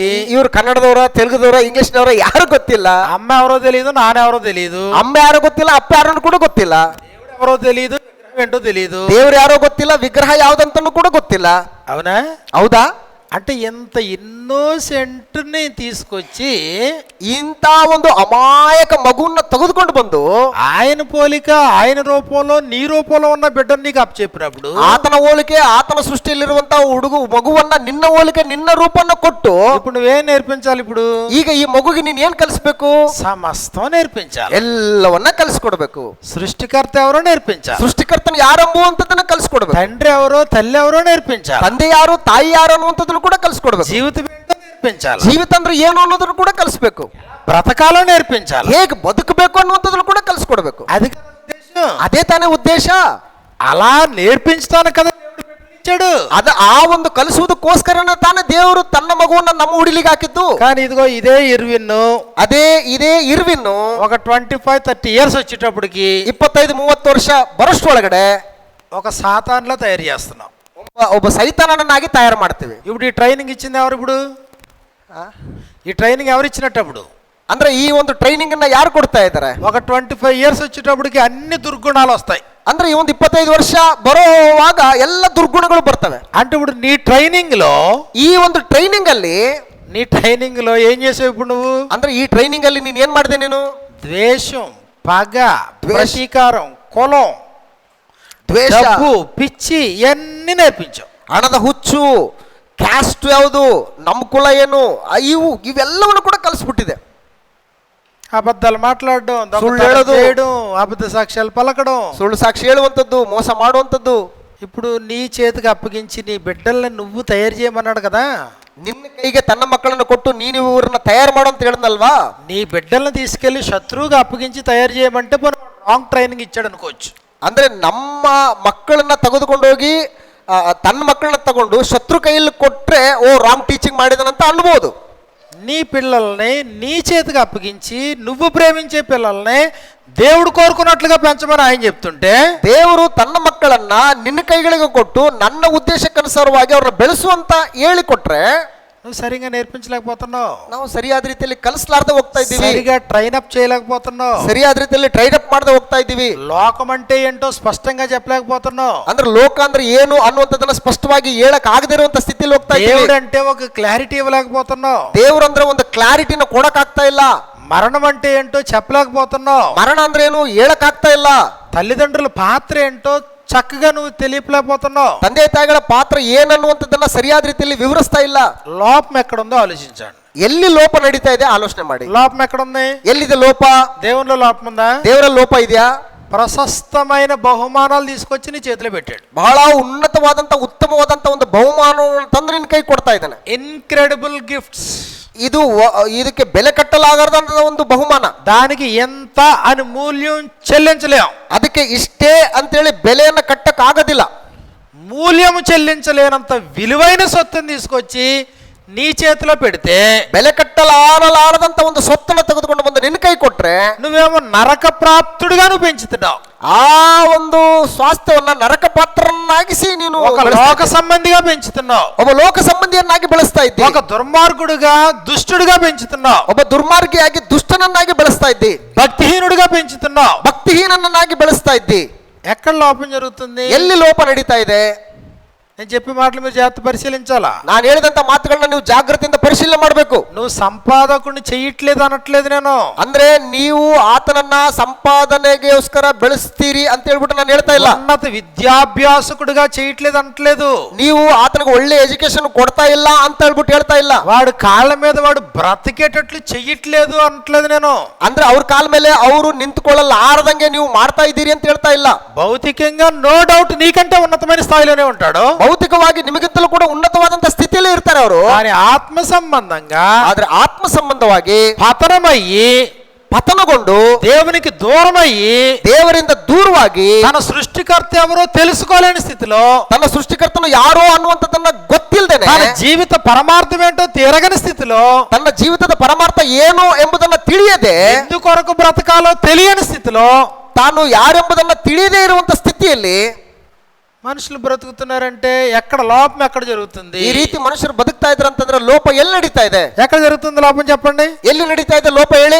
లోపం ఎక్కడ జరుగుతుంది? ಎಲ್ಲಿ ನಡೀತಾ ಇದೆ ಲೋಪ? అనుకున్నట్లుగా, దేవుడు అనుకున్నట్లుగా పిల్లల్ని పెంచలేకపోవడంలో లోపం తల్లిదండ్రుల దగ్గర ఎక్కడ జరుగుతుంది? ಅಂದ್ರೆ ದೇವರು ಅಂದುಕೊಂಡಂತ ರೀತಿಯಲ್ಲಿ ಬೆಳವಣಿಗೆ ಅನ್ನುವಂಥದ್ದು ಲೋಪ ಎಲ್ಲಿ ಕಂಡು ಬರ್ತದೆ? లోపం దేవుందా? ಲೋಪ ದೇವ್ರದಾ? కాదు. ದೇವ್ರದ್ದು ಲೋಪ ಇಲ್ಲ. లోపం ఎక్కడా? ಲೋಪ ಎಲ್ಲಿ? ఎలాగా? ಹೇಗೆ? పేరెంట్స్ అంటే అలా పేరెంట్సా, సమాజమా? ಪೇರೆಂಟ್ಸಾ, ಸಮಾಜನಾ? సమాజం కారణమా, పేరెంట్స్ కారణమా, దేవుడు కారణమా? ದೇವರು ಕಾರಣನಾ, ಪೇರೆಂಟ್ಸ್ ಕಾರಣನಾ, ಸಮಾಜ ಕಾರಣನಾ? ఈ మూడిట్లో ఒకటి చెప్పండి. ಈ ಮೂರರಲ್ಲಿ ಯಾವುದೋ ಒಂದು ಹೇಳಿ. సమాజం కారణమా, దేవుడు కారణమా, పేరెంట్స్ కారణమా? ಸಮಾಜನ, ದೇವರ, ಪೇರೆಂಟ್ಸ್ ಗಳ. పేరెంట్స్ ఎలా కారణం? ಹೇಗೆ ಪೇರೆಂಟ್ಸ್ ಕಾರಣ? పేరెంట్స్ ఎలా కారణం అంటే, ಪೇರೆಂಟ್ಸ್ ಗಳು ಯಾವ ರೀತಿ ಕಾರಣ ಅಂತಂದ್ರೆ, అన్నది కరెక్టే, 100% పేరెంట్స్ కారణం. 100% ನೀವು ಹೇಳಿದ್ರೆ ಸರಿನಾ, ಪೇರೆಂಟ್ಸ್ ಕಾರಣ. అయితే ఎలా కారణం? ఎలా వీరు కారకులు? ಹೇಗೆ ಇವರು ಅದಕ್ಕೆ ಕಾರಣರಾಗ್ತಾರೆ? అవగాహన లేని పేరెంట్స్, ತಿಳುವಳಿಕೆ ಇಲ್ಲದ ಪೇರೆಂಟ್ಸ್ಗಳು, అవగాహన లేని తల్లిదండ్రులు, ತಿಳುವಳಿಕೆ ಇಲ್ಲದಂತಹ ತಂದೆ ತಾಯಿಗಳು. వీళ్ళకి దేవుడు అన్నాడు నేర్పు అన్నాడు. ಇವರಿಗೆ ದೇವರು ಏನ್ ಹೇಳ್ತಾ ಇದ್ದಾನೆ ಅಂದ್ರೆ ಕಲಿಸು ಅಂತ ಹೇಳ್ತಾ ಇದ್ದಾನೆ. నడవాల్సిన త్రోవ నేర్పు అన్నాడు. ಅಂದ್ರೆ ಹುಡುಗನು ನಡೆಯಬೇಕಾದಂತಹ ಮಾರ್ಗವನ್ನ ಅವನಿಗೆ ಕಲಿಸ್ಕೊಡು ಅಂತ ಹೇಳ್ತಾ ಇದ್ದಾನೆ. వీళ్ళకి ప్రేమ ఉంది కానీ ಅವ್ರ ಮೇಲೆ ಅವ್ರಿಗೆ ಪ್ರೀತಿ ಇದೆ, ఏ మార్గం సరైందో వీళ్ళకి తెలియదు. ಆದ್ರೆ ಯಾವುದು ಸರಿ ಅನ್ನುವಂಥದ್ದು ಗೊತ್ತಾಗ್ತಾ ಇಲ್ಲ. ఏ మార్గము సరైందో తల్లిదండ్రులకు తెలియదు. ತಂದೆ ತಾಯಿಗಳಿಗೆ ಯಾವ ಮಾರ್ಗ ಸರಿ ಅನ್ನುವಂಥದ್ದು ಗೊತ್ತಿಲ್ಲ. అంటే బెస్ట్ ట్రైనర్స్ కాదు. ಅಂದ್ರೆ ನೀವು ಉತ್ತಮವಾದಂತ ತರಬೇತುದಾರರಲ್ಲ. తమ విశ్వాసాన్ని దృఢపరచుకోలేదు పేరెంట్స్. ತಮ್ಮ ಒಂದು ನಂಬಿಕೆಯನ್ನ ದೃಢಪಡಿಸಿಕೊಳ್ಳಲಾರದಂತ ಪೇರೆಂಟ್ಸ್ಗಳು. భక్తి కలిగిన పేరెంట్స్ కాదు. ಭಕ್ತಿ ಉಳ್ಳಂತ ಪೇರೆಂಟ್ಸ್ಗಳಲ್ಲ. వాక్యాన్ని పరిశీలించే పేరెంట్స్ కాదు. ವಾಕ್ಯವನ್ನು ಪರಿಶೀಲಿಸುವಂತ ಪೇರೆಂಟ್ಸ್ಗಳಲ್ಲ. అప్పుడు గురుడ్డివాడిని ఎలా తయారు చేస్తాడు? ಈಗ కురుడనನ್ನ ಹೇಗೆ ತಯಾರು ಮಾಡ್ಲಿಕ್ಕೆ ಸಾಧ್ಯ? నేర్పరి అయిన శిల్పకారుడు కదా మంచి చక్కగా కట్టేది. ಅಂದ್ರೆ ಪ್ರವೀಣನಾದಂತಹ ಶಿಲ್ಪಗಾರನು ತಾನೇ ಉತ್ತಮವಾದಂತ ಕೆಲಸವನ್ನ ಕಟ್ಟಡವನ್ನ ಕಟ್ಟಲಿಕ್ಕೆ ಸಾಧ್ಯ. నేను చెప్పేది అర్థమవుతుందా? ನಾನು ಹೇಳಿದ ಅರ್ಥ ಆಯ್ತಾ? అంటే అవగాహన లేని కారణం చేత, ತಿಳುವಳಿಕೆ ಇಲ್ಲದ ಪೇರೆಂಟ್ಸ್ಗಳಿಂದಾಗಿ పిల్లలైతే చేతికొచ్చారు ముద్దు పెట్టుకుంటాం, ಮಕ್ಕಳನ್ನ ಕೈಯಲ್ಲಿ ಬಂದಿದ್ದೇವೆ, ಅವುಗಳನ್ನ ಮುದ್ದಿಡ್ತೀವಿ, ಪ್ರೀತಿ ಮಾಡ್ತೀವಿ, ఏం కావాలో అన్ని సదుపాయాలు చేస్తున్నాం, ಏನ್ ಬೇಕೋ ಎಲ್ಲವನ್ನ ಸಪ್ಲೈ ಮಾಡ್ತೀವಿ, ఏ లోటు లేకుండా చూసుకుంటున్నాం, ಯಾವ ಕೊರತೆ ಇಲ್ಲದಂತೆ ನೋಡ್ಕೊಳ್ತೀವಿ, మన ప్రాణం కంటే ఎక్కువగా ప్రేమిస్తున్నాం, ನಮ್ಮ ಪ್ರಾಣಕ್ಕಿಂತ ಹೆಚ್ಚಾಗಿ ಪ್ರೀತಿ ಮಾಡ್ತೀವಿ. కానీ నీతి మార్గం మనకు తెలియదు. ಆದ್ರೆ ನೀತಿ ಮಾರ್ಗ ನಮಗೆ ಗೊತ್ತಿಲ್ಲ, సత్య మార్గం మనకు తెలియదు. ಸತ್ಯವಾದ ಮಾರ್ಗ ಗೊತ್ತಿಲ್ಲ. కాబట్టి ఆత్మ సంబంధమైన విషయాల పట్ల మనకు అవగాహన లేని కారణం చేత, ಆತ್ಮ ಸಂಬಂಧವಾದಂತ ವಿಷಯಗಳಲ್ಲಿ ಒಂದು ಸಂಪೂರ್ಣವಾದಂತ ತಿಳುವಳಿಕೆ ನಮಗೆ ಇಲ್ಲದೆ ಇರುವುದರಿಂದ, మనకే అవగాహన లేకపోతే వాళ్ళకే నేర్పిస్తాం. ನಮಗೇ ತಿಳುವಳಿಕೆ ಇಲ್ಲ ಅಂತಂದ್ರೆ ಇನ್ನು ಅವ್ರಿಗೇನು ಕಲಿಸ್ಕೊಡ್ತೀವಿ? కాబట్టి ఫైనల్ గా ఏమవుతుంది? పిల్లలు ఎదిగి పెద్దోళ్ళు అయిపోతున్నారు, పెళ్ళి అయిపోతున్నాయి. ಕೊನೆಯದಾಗಿ ನಿಮ್ಮ ಮಕ್ಕಳೇನೋ ಬೆಳೆದು ದೊಡ್ಡವರಾಗ್ಬಿಡ್ತಾರೆ. కాబట్టి లోపం జరుగుతుందా? ಇಲ್ಲ ಅಂತಂದ್ರೆ ಲೋಪ ಉಂಟಾಗುತ್ತಾ? సమస్య ఉత్పన్నం అవుతుంది కదా. ಸಮಸ್ಯೆ ಏನಿದೆ ಅನ್ನೋದು ನಮ್ಗೆ ಅರ್ಥ ಆಗ್ತದೆ ಅಲ್ವಾ? ఇప్పుడు రాజేష్ ఉన్నాడు, ಈಗ ರಾಜೇಶ್ ಅವರು ಇದ್ದಾರೆ, 3 బిడ్డలకు తండ్రి, 3 ಮಕ್ಕಳಿಗೆ ತಂದೆ ಆತ. వాళ్ళకి ఇదిరా సరైన మార్గం అని చెప్పడానికి ఆయన దగ్గర సబ్జెక్ట్ ఉందా? ಮಕ್ಕಳಿಗೆ ಇದೇ ಸರಿಯಾದ ಮಾರ್ಗ ಕಂಡ್ರಪ್ಪ ಅಂತ ಹೇಳುವಂತ ಸಬ್ಜೆಕ್ಟ್ ಆತ್ಮಲ್ಲಿದೆಯಾ? ఇది న్యాయమైంది, ఇది రమ్యమైంది, ఇది సత్యమైంది, ఇది ఖ్యాతి కలిగిన మార్గం, ಇದು క్లారిటీ ఆయనకుందా? ಇದು ಉತ್ತಮವಾದದ್ದು, ಇದು ಉನ್ನತವಾದಂಥದ್ದು, ಇದು ರಮ್ಯವಾದದ್ದು, ಇದು ಭವಿಷ್ಯತ್ತಿಗೆ ಉತ್ತಮವಾದದ್ದು ಅನ್ನುವಂಥದ್ದು ಕ್ಲಾರಿಟಿ ಆತನಿಗಿದೆಯಾ? అర్థమైందా? ಅರ್ಥ ಆಯ್ತಾ? నీకు తులులో చెప్పాలా? ತುಳುಲ್ಲಿ ಹೇಳ್ಬೇಕಾ? ಆಮೇಲೆ ಹೇಳ್ತಾರೆ. ఆయన ఒక్కడే కాదు, మన పరిస్థితి అంతే. ಆತನೊಬ್ಬನೆಲ್ಲ ನಮ್ಮ ಪರಿಸ್ಥಿತಿನೂ ಹಂಗೇನೆ. కాబట్టి మనం ఏం చేస్తాం అంటే, అయ్యో పిల్లలు పుట్టారు, 3 పిల్లలు కాబట్టి 3 రూములు కట్టాలా.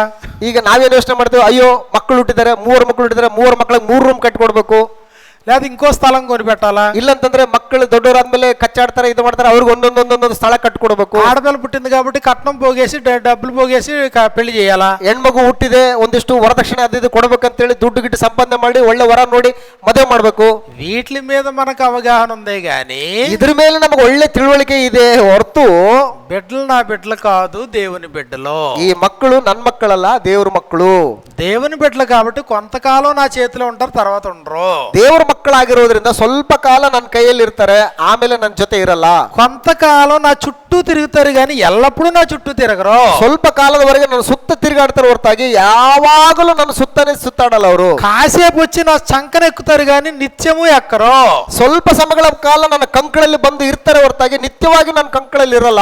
కాబట్టి వాళ్ళు ఎదుగుతారు, పెద్దోళ్ళు అవుతారు, ಅವರು ಬೆಳಿತಾರೆ, ದೊಡ್ಡವರಾಗ್ತಾರೆ.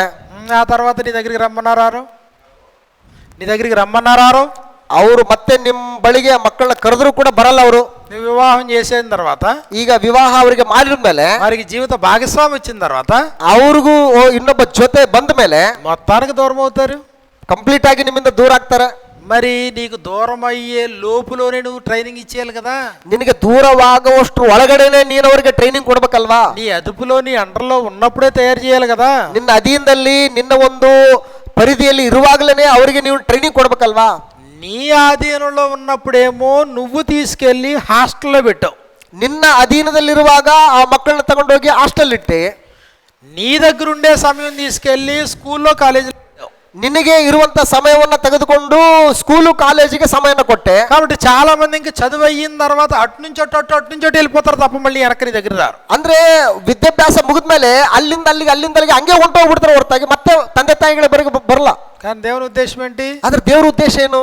పిల్లలకు కోపం రేపక, ಮಕ್ಕಳಿಗೆ ಕೋಪವನ್ನೆಬ್ಬಿಸದೆ ప్రభు శిక్షలో బోధల వారికి పెంచు. ಕರ್ತನ ಶಿಕ್ಷಣದಲ್ಲಿ ಕರ್ತನ ಬೋಧನೆಯಲ್ಲಿ ಅವರನ್ನ ಬೆಳೆಸು. నడవలసిన త్రోవ వారికి నేర్పు. ಹುಡುಗನು ನಡೆಯತಕ್ಕ ಮಾರ್ಗಕ್ಕೆ ತಕ್ಕಂತೆ ಅವನನ್ನ ನಡೆಸು. ఇశ్రాయేల్ వారితో అయితే ఏం చెప్పండి, వారు కూర్చున్నప్పుడు, పడుకున్నప్పుడు, లేచినప్పుడు, త్రోవలో ఉన్నప్పుడు దైవికమైన సంగతులు వారితో మాట్లాడు. ಇಸ್ರಾಯೇಲರಿಗೆ ದೇವರು ಏನ್ ಹೇಳಿದಂತಂದ್ರೆ, ಮಕ್ಕಳು ನಿಮ್ ಜೊತೆ ಕೂತಿರುವಾಗ, ಮಲಗಿರುವಾಗ, ನಡೆಯುವಾಗ ಅವರಿಗೆ ಈ ಆಜ್ಞೆಗಳನ್ನ ಬೋಧಿಸು ಅಂತ ಹೇಳ್ತಾ ಇದ್ದಾರೆ. పిల్లలకు ట్రైనింగ్ ఇవ్వడానికి నీకు 20-25 సంవత్సరాలు ఇచ్చే టైము. ಮಕ್ಕಳಿಗೆ ಟ್ರೈನಿಂಗ್ ಕೊಡೋದಕ್ಕೋಸ್ಕರ ದೇವರು ನಮಗೆ ಕೊಟ್ಟಂತ ಆಯುಷ್ಕಾಲ ಸಮಯ 25ರಿಂದ 30 ವರ್ಷಗಳ ಕಾಲ. అన్ని మాటలు మాట్లాడతావు కానీ దేవుని మాటలు మాట్లాడు. ಎಲ್ಲ ಮಾತು ಮಾತಾಡ್ತೀವಿ ಮಕ್ಕಳ ಮುಂದೆ, ಆದ್ರೆ ದೇವ್ರ ಮಾತು ಮಾತ್ರ ಮಾತಾಡಲ್ಲ. మరే తిన్నావా, మార్కులు వచ్చినాయా, అదా ఇది అన్నీ ఉంటాయి కానీ అందులో దేవుని మాటలు ఉండవు. ಏನೋ ಮಾರ್ಕ್ ಬಂತನೋ, ಎಲ್ಲೋಗಿದ್ದು, ಅದು ಇದು ಎಲ್ಲ ಮಾತಾಡ್ತೀವಿ, ದೇವರು ಮಾತುಗಳು ಮಾತ್ರ ಮಾತಾಡಲ್ಲ. ఎంతైనా తల్లిదండ్రులు కదా. ಸೊ ಬಹಳ ಆಶ್ಚರ್ಯಕರವಾದಂತಹ ವಿಚಿತ್ರವಾದಂತಹ ತಂದೆ ತಾಯಿಗಳಲ್ವಾ, ఎంత విడ్డూరమైన పేరెంట్స్ కదా. ಎಷ್ಟೊಂದು ವಿಚಿತ್ರವಾದಂತಹ ಒಂದು ಪೇರೆಂಟ್ಸ್ಗಳಲ್ವಾ. బైబిల్లో ఉండే స్త్రీలను చూడండి, ಬೈಬಲ್ ಇರುವಂತ ಸ್ತ್ರೀಯರನ್ನು ನೋಡ್ರಿ. ఉదయం నేర్చుకున్నాం తిమోతి తల్లిని చూడండి. ಬೆಳಿಗ್ಗೆ ನಾವು ಕಲ್ತ್ಕೊಂಡ್ವಿ ತಿಮೋತಿಯ ತಾಯಿ ನೋಡಿ. తండ్రి అన్యుడు, ತಂದೆ ಒಬ್ಬ ಗ್ರೀಕನು, కానీ తల్లి యూదురాలు. ಆದ್ರೆ ಒಬ್ಬ ತಾಯಿ ಯಹುದ್ದಳಾಕೆ, విశ్వాసం ఉంచిన యూదురాలు. ನಂಬಿಕೆ ಇಟ್ಟಂತ ಒಬ್ಬ ಯಹುದ್ದಳಾಕೆ. మరి తన బిడ్డ తన దగ్గర కొంతకాలమే ఉంటాడని తెలుసు. ತನ್ನ ಮಗ ತನ್ನ ಜೊತೆ ಸ್ವಲ್ಪ ಕಾಲ ಇರ್ತಾನಂತ ಹೇಳ್ಬಿಟ್ಟು ಆಕೆ ಗೊತ್ತು. ఆ కొంత టైంలో నేర్పించేసింది. ಆ ಕಳಿಸೋರಷ್ಟು ಒಳಗಡೆನೆ ಏನ್ ಕಲಿಸ್ಬೇಕೋ ಎಲ್ಲ ಕಲಿಸ್ಬಿಟ್ಲು. మోషే తల్లిని చూడండి, ಮೋಶೆ ತಾಯಿನ ನೋಡಿ. అమ్రాము యొకబేదు తల్లిదండ్రులు. ಮೋಶೆ ತಂದೆ ತಾಯಿಗಳು ಯಾರಂದ್ರೆ ಅಮ್ರಾಮು ಯಕೋಬೇದು. స్ట్రిక్ట్ రూల్ ఉంది అప్పుడు. ಅವ್ರಿಗೆ ಸ್ಟ್ರಿಕ್ಟ್ ರೂಲ್ ಇತ್ತು ಅವಾಗೊಂದು. ఒకవేళ ఇస్రాయేల్ ఎవడైనా మగ పిల్లోని కంటే చంపేయాలి, ఎవడ ఉండకూడదు, బతకూడదు. ಒಂದು ವೇಳೆ ಇಸ್ರಾಯೇಲರಲ್ಲಿ ಯಾರಾದ್ರೂ ಗಂಡು ಮಗು ಹುಟ್ಟಿದ್ರೆ ಕರುಣಿಸದೆ ಕೊಂದಾಕ್ಬಿಡ್ಬೇಕು ಅನ್ನುವಂತ ರೂಲ್ ಇತ್ತು. అలాంటి టైంలో మోషే పుట్టాడు. ಅಂತಹ ಪರಿಸ್ಥಿತಿಯಲ್ಲಿ ಮೋಶೆ ಆ ತಂದೆ ತಾಯಿಗಳಿಗೆ ಹುಟ್ಟಿದ್ದಾನೆ. 3 నెలలు దాచారు బిడ్డని. 3 ತಿಂಗಳ ಕಾಲ ಬಚ್ಚಿಟ್ಟಿದ್ರ ಮಗುನ. రాయలేకపోయారు బిడ్డని. ಇನ್ನು ಮುಂದೆ ಆ ಮಗುನ ಕಾಪಾಡಕ್ಕೆ ಅವ್ರ ಕೈಲಿ ಆಗ್ಲಿಲ್ಲ.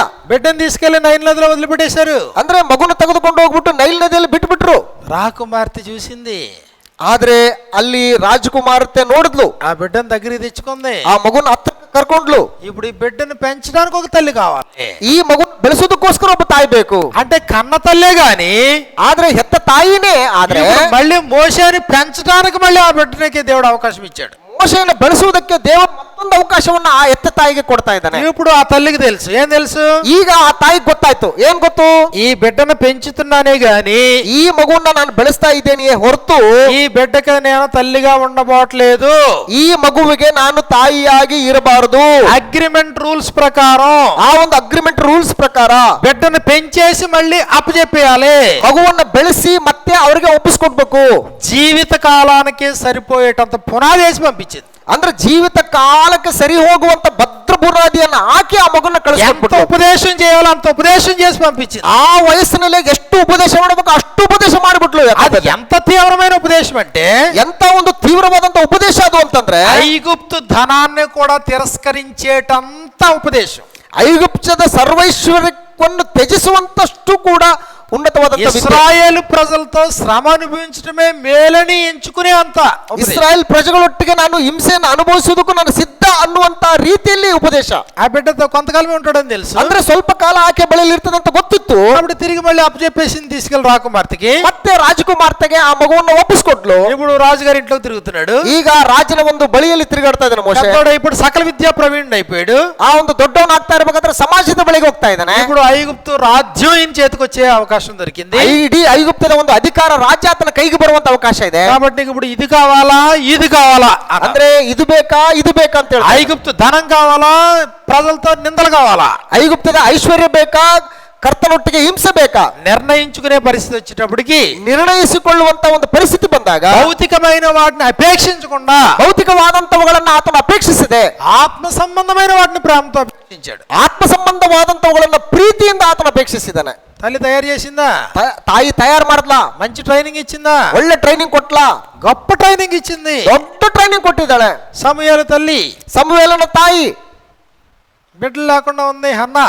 ಅಣ್ಣಳು ಮಕ್ಕಳಿಲ್ದ ಇದ್ದಾಳೆ, ఎంతో కన్నీటి ప్రార్థన చేసింది, ಎಷ್ಟೋ ಕಣ್ಣೀರಿನಿಂದ ಕೂಡಿದ ಪ್ರಾರ್ಥನೆ దేవుని ಮಾಡಿದ್ದಾಳೆ, సన్నిధిలో మోకరించింది, ದೇವರ ಸನ್ನಿಧಾನದಲ್ಲಿ ಮೊಣಕಾಲೂರಿದ್ದಾಳೆ, మొక్కుకుంది, ఉపవాసం ఉంది. ಆಕೆ ಬೇಡ್ಕೊಂಡಿದ್ದಾಳೆ, ಅರಿಕೆ ಹೊತ್ಕೊಂಡಿದ್ದಾಳೆ, ಉಪವಾಸ ಇದ್ದಾಳೆ. అయ్యా నాకు మగబిడ్డను ప్రసాదిస్తే మళ్ళీ నీకే అప్పగిస్తాను. ಅಯ್ಯ ನನಗೊಂದು ಗಂಡು ಮಗುವನ್ನು ಕೊಟ್ಟರೆ ನನಗೆ ಮತ್ತೆ ಅದನ್ನು ನಿನಗೆ ಸಮರ್ಪಿಸ್ತೀನಿ. గ్రాంటెడ్, తన బిడ్డను దేవుడు ఆమెకి ఇచ్చాడు. ಓಕೆ, ಗ್ರಾಂಟೆಡ್, ತನ್ನ ಮಗನ ದೇವರ ಆಕೆಗೆ ಕೊಟ್ಬಿಟ್ಟ. ఇప్పుడు ఆవిడకి తెలుసు. ಈಗ ಆಕೆ ಗೊತ್ತಾಯ್ತು. ఏమని తెలుసు ఆవిడకి? ಏನಂತ ಗೊತ್ತಾಯ್ತು? కొంతకాలమే ఈ బిడ్డ నా దగ్గర ఉంటాడు, తర్వాత ఉండడు. ಸ್ವಲ್ಪ ಕಾಲ ಮಟ್ಟಿಗೆ ಮಾತ್ರ ಈ ಮಗು ನನ್ನ ಬಳಿಯಲ್ಲಿ ಇರ್ತಾನೆ, ಆಮೇಲೆ ಇರಲ್ಲ. తర్వాత ఉండమన్నా ఉండడం కుదరదు. ಆಮೇಲೆ ಇರ್ತೀನಿ ಅಂದ್ರೂ ಕೂಡ ಅದು ನಡೆಯಂಗಿಲ್ಲ. కాబట్టి ఇప్పుడు నేనేం చేయాలా? ಆದ್ರಿಂದ ಈಗ ನಾನು ಏನ್ ಮಾಡ್ಬೇಕು? నా దగ్గర ఉన్న ఈ షార్ట్ టైం, ನನ್ನ ಬಳಿಯಲ್ಲಿ ಇರ್ತಕ್ಕಂಥ ಈ ಒಂದು ಸ್ವಲ್ಪ ಕಾಲ ఎంత తయారు చేయాలో అంత తయారు చేసి బాణాన్ని వదిలేయాల. ಎಷ್ಟು తయారు ಮಾಡಬೇಕು ಅಷ್ಟು ತಯಾರು ಮಾಡಿ ಆತನ ಯೆಹೋವನ ಸನ್ನಿಧಾನದಲ್ಲಿ ಬಿಟ್ಲು. మనకి అవగాహన ఉందా? ನಮಗೆ ಈ ಒಂದು ತಿಳುವಳಿಕೆ ಇದೆಯಾ? సార్ సునీల్ గారు, ಸುನಿಲ್ ಅವರೇ, కొంతకాలమే బిడ్డలు మీతో ఉంటారని అవగాహన మీకు ఉందా? ಸ್ವಲ್ಪ ಕಾಲ ಮಟ್ಟಿಗೆ ಮಾತ್ರ ಮಕ್ಕಳು ನಿನ್ನ ಜೊತೆಲಿ ಇರ್ತಾರೆ ಅನ್ನೋ ತಿಳುವಳಿಕೆ ಇದೆಯಾ? ఎవరికీ అది లేదు. ನಮಗೆ ಬಹಳಷ್ಟು ಜನರಿಗೆ ಈ ಒಂದು ತಿಳುವಳಿಕೆ ಇಲ್ಲ. ఎవరికీ అది లేదు. ನಮಗೆ ಯಾರಿಗೂ ಕೂಡ ಈ ತಿಳುವಳಿಕೆ మనం ఏమనుకుంటామంటే మన సొత్తు, ಅಂದ್ರೆ ನಾವೇನ್ ಅನ್ಕೊಳ್ತೀವಿ ಅಂದ್ರೆ, ಓ ಅವ್ರು ನಮ್ ಪ್ರಾಪರ್ಟಿ, ನಮ್ ಸೊತ್ತು, నా పిల్లలు అనుకుంటాం మనం. ನನ್ ಮಕ್ಕಳು ಅಂತ ಅನ್ಕೊಂತೀವಿ. ఎంతకాలం ఉంటారు నీ దగ్గర? ಎಲ್ಲಿ ಎಷ್ಟರವರೆಗೆ ಇರ್ತಾರೆ ನಿನ್ ಮಕ್ಕಳು ನಿನ್ ಜೊತೆಗೆ? Short time period. Short time period ಅದು. కొంతకాలం ఉంటారు, ಸ್ವಲ್ಪ ಕಾಲ ಇರ್ತಾರೆ. చెప్పాల్సిన టైంలో చెప్పేయి, ಹೇಳ್ಬೇಕಾದದನ್ನೆಲ್ಲ ಹೇಳ್ಬಿಡು, తయారు చేసేయి, ಅವ್ರನ್ನ ತಯಾರು ಮಾಡ್ಬಿಡು, యుద్ధ వీరులుగా తయారు చేయి. ಯುದ್ಧ ವೀರರನ್ನಾಗಿ ತಯಾರು ಮಾಡು. ఆ తర్వాత నీ దగ్గర ఉండమన్నా ఉండరు. ಆಮೇಲೆ ನಿನ್ನ ಬಳಿಯಲ್ಲಿ ಇರು ಅಂದ್ರೂ ಕೂಡ ಅವ್ರು ಇರಲ್ಲ. అర్థమవుతుందా? ಅರ್ಥ ಆಯ್ತಾ? ఇప్పుడు మనకు 2 రోజుల టైము, ಈಗ ನಮಗೆ 2 ದಿನಗಳ ಕಾಲ ಟೈಮ್ ಇತ್ತು. నిన్న వచ్చాం, ನಿನ್ನೆ ಬಂದ್ವಿ, ఇదిగో ఇంకొక 6 గంటలో వెళ్ళిపోతాం.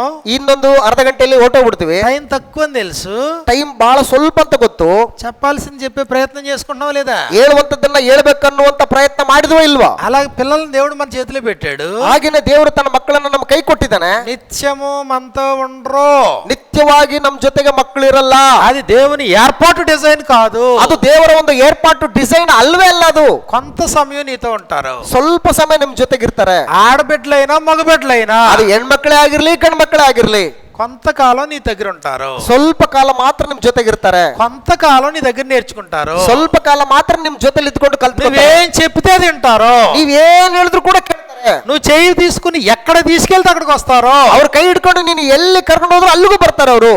ఆ పరిధి దాటక ముందే, ಆ ಒಂದು ಪರಿಧಿಯನ್ನ ದಾಟುವುದಕ್ಕಿಂತ ಮುಂಚೆನೆ నువ్వు చెప్పాలనుకున్న కోర్సు పూర్తి చేయి. ನೀನು ಹೇಳ್ಬೇಕಾಗಿರ್ತಕ್ಕಂಥ ಕೋರ್ಸ್ ಕಂಪ್ಲೀಟ್ ಮಾಡ್ಬಿಡು. నీ విశ్వాసం, నీ భక్తి పరిపూర్ణంగా బిడ్డలకు వచ్చేటట్లు చేయి. ನಿನ್ನ ಭಕ್ತಿಯನ್ನ, ನಿನ್ನ ವಿಶ್ವಾಸವನ್ನ ಪರಿಪೂರ್ಣವಾಗಿ ಅವರಿಗೆ ತಿಳಿಸ್ಬಿಡು. ఒకవేళ చేయడంలో ఫెయిల్ అయ్యమనుకోండి, ಆ ಹೇಳುವುದರಲ್ಲಿ ನಾವು ಫೇಲ್ ಆದ್ವಿ ಅಂತ ಇಟ್ಕೊಳ್ಳಿ ಒಂದು ವೇಳೆ. కాబట్టి అప్పుడు దేవుడు మళ్ళీ ఎవరిని అడుగుతాడు? ಸೊ ದೇವರು ಮತ್ತೆ ಯಾರನ್ನ ಕೇಳ್ತಾನೆ? నా బిడ్డను నీకు అప్పగించని ఏం చేసావు అడుగుతాడు. ನನ್ನ ಮಗನನ್ನ ನಿನ್ನ ಕೊಟ್ಟೆ, ನೀನೇನ್ ಮಾಡಿದೆ? నీ మీద నమ్మకంతో నా బిడ్డను నీకు అప్పగిస్తే నువ్వు భ్రష్టుడు చేసావు అంటాడు. ನಿನ್ನ ಮೇಲಿನ ನಂಬಿಕೆಯಿಂದಾಗಿ ನನ್ನ ಮಗನನ್ನು ನಿನ್ನ ಕೈ ಕೊಟ್ರೆ ನೀನು ನನ್ನ ಮಗನನ್ನ ಭ್ರಷ್ಟನನ್ನಾಗಿ ಮಾಡಿದ್ದಿ. కాబట్టి మనం దోషులు అయిపోవట్లేదా? ಆಗ ನಾವು ದೋಷಗಳಾಗ್ಬಿಡ್ತೀವಲ್ವಾ? కాబట్టి బిడ్డలు బాగుపడాలంటే ముందు పేరెంట్స్ కంప్లీట్గా మారిపోవాలి. ಮಕ್ಕಳು ಉದ್ಧಾರ ಆಗಬೇಕು ಅಂತಂದ್ರೆ ಮೊದಲನೇದಾಗಿ ಪೇರೆಂಟ್ಸ್ಗಳು ಕಂಪ್ಲೀಟ್ ಆಗಿ ಅವರು ಬದಲಾಗಬೇಕು. ఏ తల్లిదండ్రులు అయితే తమ బిడ్డల్ని బాగు చేయాలని కోరుకుంటారో, ఏ తల్లిదండ్రులు అయితే తమ బిడ్డల్ని నిత్య స్వాస్థ్యమునకు వారసులు చేయాలని కోరుకుంటారో, ఆ తల్లిదండ్రులు మొట్టమొదటి కంప్లీట్గా చేంజ్ అయిపోవాలి. ಯಾವ ತಂದೆ ತಾಯಿಗಳು ತಮ್ಮ ಮಕ್ಕಳು ಉದ್ಧಾರ ಆಗಬೇಕು, ಅವರು ನಿತ್ಯತ್ವವನ್ನು ಸ್ವತಂತ್ರಿಸ್ಕೊಳ್ಬೇಕು, ದೇವರ ಮಕ್ಕಳಾಗಿ ಬದುಕಬೇಕಂತಿದ್ದಾರೋ ಆ ಪೇರೆಂಟ್ಸ್ಗಳು ಕಂಪ್ಲೀಟ್ ಆಗಿ ಮೊದಲು ತಾವು ಬದಲಾಗಬೇಕು. భక్తిపరుడు ప్రపంచంలో ఎవరైనా ఉంటే నీ పిల్లలు నీలోనే చూడాల, తల్లిలో తండ్రిలోనే భక్తిపరుని చూడాలి. ಮಕ್ಕಳು ಯಾರನ್ನಾದ್ರೂ ಭಕ್ತಿವಂತರನ್ನ ಈ ಲೋಕದಲ್ಲಿ ನೋಡಬೇಕು ಅಂತ ಅವ್ರು ಇಷ್ಟಪಟ್ರೆ ಆ ಭಕ್ತಿವಂತರನ್ನ ನಿಮ್ಮಲ್ಲೇ ನೋಡ್ಬೇಕು, ನಿಮ್ಮ ತಂದೆ ತಾಯಿಗಳಂತ ನಮ್ಮಲ್ಲೇ ನೋಡ್ಬೇಕು. ಅವರು నీలో నులివెచ్చని స్థితి పిల్లలు చూడకూడదు. ನಿನ್ನಲ್ಲಿರುವಂತಹ ಉಗುರು ಬೆಚ್ಚಗಿನ ಸ್ಥಿತಿಯನ್ನು ನಿನ್ನ ಮಕ್ಕಳು ನೋಡಬಾರ್ದು. నీలో అల్ప విశ్వాసం పిల్లలు చూడకూడదు. ನಿನ್ನಲ್ಲಿರುವಂತಹ ಅಲ್ಪ ವಿಶ್ವಾಸವನ್ನ ನಿನ್ನ ಮಕ್ಕಳು ನೋಡಬಾರ್ದು. దేవుని కంటే ఇంకా నువ్వు ప్రాముఖ్యత ఇచ్చే సబ్జెక్ట్స్ ఉన్నాయనే సంగతి పిల్లలు చూడకూడదు. ದೇವರಿಗಿಂತಲೂ ಕೂಡ ಇನ್ನೂ ಹೆಚ್ಚಿನ ಪ್ರಾಮುಖ್ಯತೆ ಉಳ್ಳಂತ ಸಬ್ಜೆಕ್ಟ್ಗಳು ನನ್ನಲ್ಲಿ మా నాన్న ఏదో లైట్ గా తీసుకుంటాడు దేవుడిని అనేది రాకూడదు వాళ్ళకి. ಅಂದ್ರೆ ನಮ್ಮಪ್ಪ ದೇವರನ್ನ ಅಷ್ಟಕ್ಕೇನಿಲ್ಲ, ತುಂಬಾ ಸೀರಿಯಸ್ ಇಲ್ಲ, ಲೈಟ್ ಆಗಿ ತೆಗೆದುಕೊಳ್ತಾನೆ ಅನ್ನುವಂಥದ್ದು ತೋರಿಸಬಾರ್ದು. దేవుడి విషయాల్లో నా తండ్రి చాలా సీరియస్. ದೇವರ ವಿಷಯದಲ್ಲಿ ನಮ್ಮ ತಂದೆ ತುಂಬಾ ಸ್ಟ್ರಿಕ್ಟ್. అమ్మ ఏ విషయంలోనైనా స్పేర్ చేస్తుంది కానీ దేవుడి విషయాల్లో వెరీ స్ట్రిక్ట్ అనే సంగతి అర్థం కాదు. ಅಮ್ಮ ಯಾವುದು ವಿಷಯದಲ್ಲಾದ್ರೂ ಕೂಡ ಸಹಿಸ್ಕೊಳ್ತಾರೆ, ಆದ್ರೆ ದೇವರ ವಿಷಯದಲ್ಲಿ ಮಾತ್ರ ಆಕೆ ಸಹಿಸ್ಕೊಳ್ಳಲ್ಲ. వాళ్ళు శిక్షిస్తారు, దండిస్తారు, కొడతారనే సంగతి తెలియాలి. ಅವರು ಆ ವಿಷಯದಲ್ಲಿ ಅವರು ಹೊಡಿತಾರೆ, ಬಡಿತಾರೆ, ಶಿಕ್ಷಿಸ್ತಾರೆ ಅನ್ನುವಂತ ಸಂಗತಿ ಗೊತ್ತಾಗ್ಬೇಕು. ఎక్కడ నేర్చుకోవాలి పేరెంట్స్? పిల్లలు ఎక్కడ నేర్చుకోవాలా? ಮಕ್ಕಳು ಎಲ್ಲಿ ಕಲ್ತ್ಕೋಬೇಕು? పేరెంట్స్ దగ్గరే, ತಂದೆ ತಾಯಿಗಳ ಹತ್ರನೇ.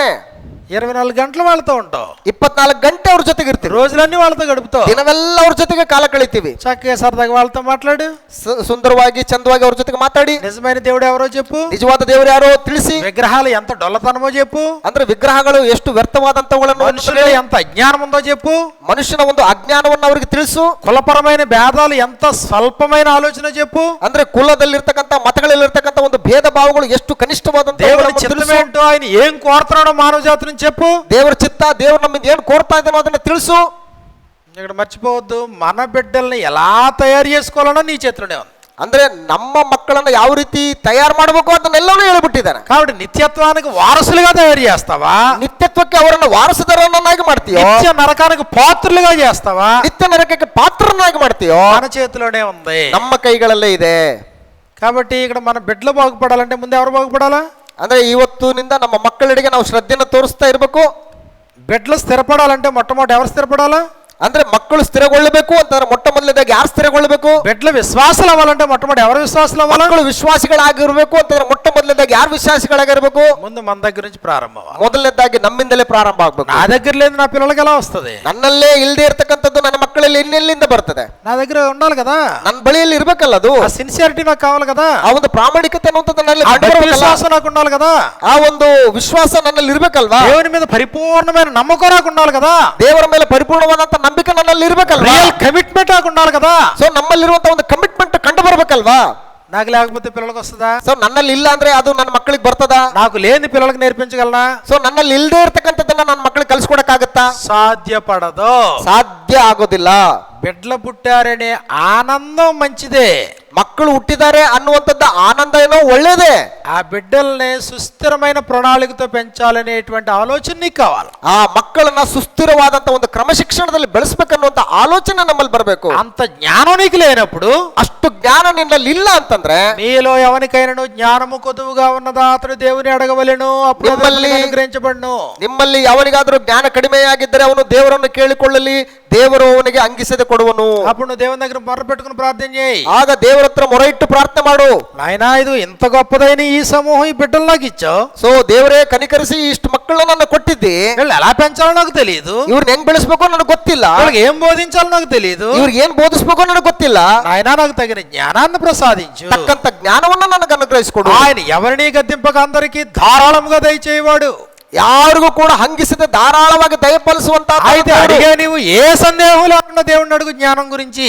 ಆ ಒಂದು ಕೇಳುವಂತ ವಿಷಯದಲ್ಲಿ ಯಾವ ಸಂದೇಹ ಇಲ್ಲದೆ ದೇವರನ್ನ ಕೇಳ್ಕೋ. బాలుడైనటువంటి సొలొమోను అడిగాడు కదా దేవుణ్ణి. ಬಾಲಕನಾದಂತ ಸೊಲೊಮೋನನ ದೇವರನ್ನ ಕೇಳ್ಕೊಂಡಲ್ಲ. చిన్న వయసులోనే రాజు అయ్యాడు ఇశ్రాయేల్ వారికి. ಚಿಕ್ಕ ವಯಸ್ಸಿನಲ್ಲಿ ಇಸ್ರಾಯೇಲರಿಗೆ ರಾಜನಾದ. ఎంత గొప్పదైన సమూహానికి న్యాయం తీర్చగలవాడు ఎవడు, నాకు జ్ఞానం సరిపోదా అని అడిగాడు. ಇಷ್ಟು ದೊಡ್ಡ ಜನಸಮೂಹವನ್ನು ಆಳುವುದಕ್ಕೆ ನನಗೆ ಜ್ಞಾನ ಸರಿ ಹೋಗ್ತಾ ಇಲ್ಲ, ಜ್ಞಾನ ಕೊಡು ದೇವ್ರೆ ಅಂತ ಕೇಳ್ಕೊಂಡ. రాజేష్కి జ్ఞానం సరిపోద్దా ఇప్పుడు?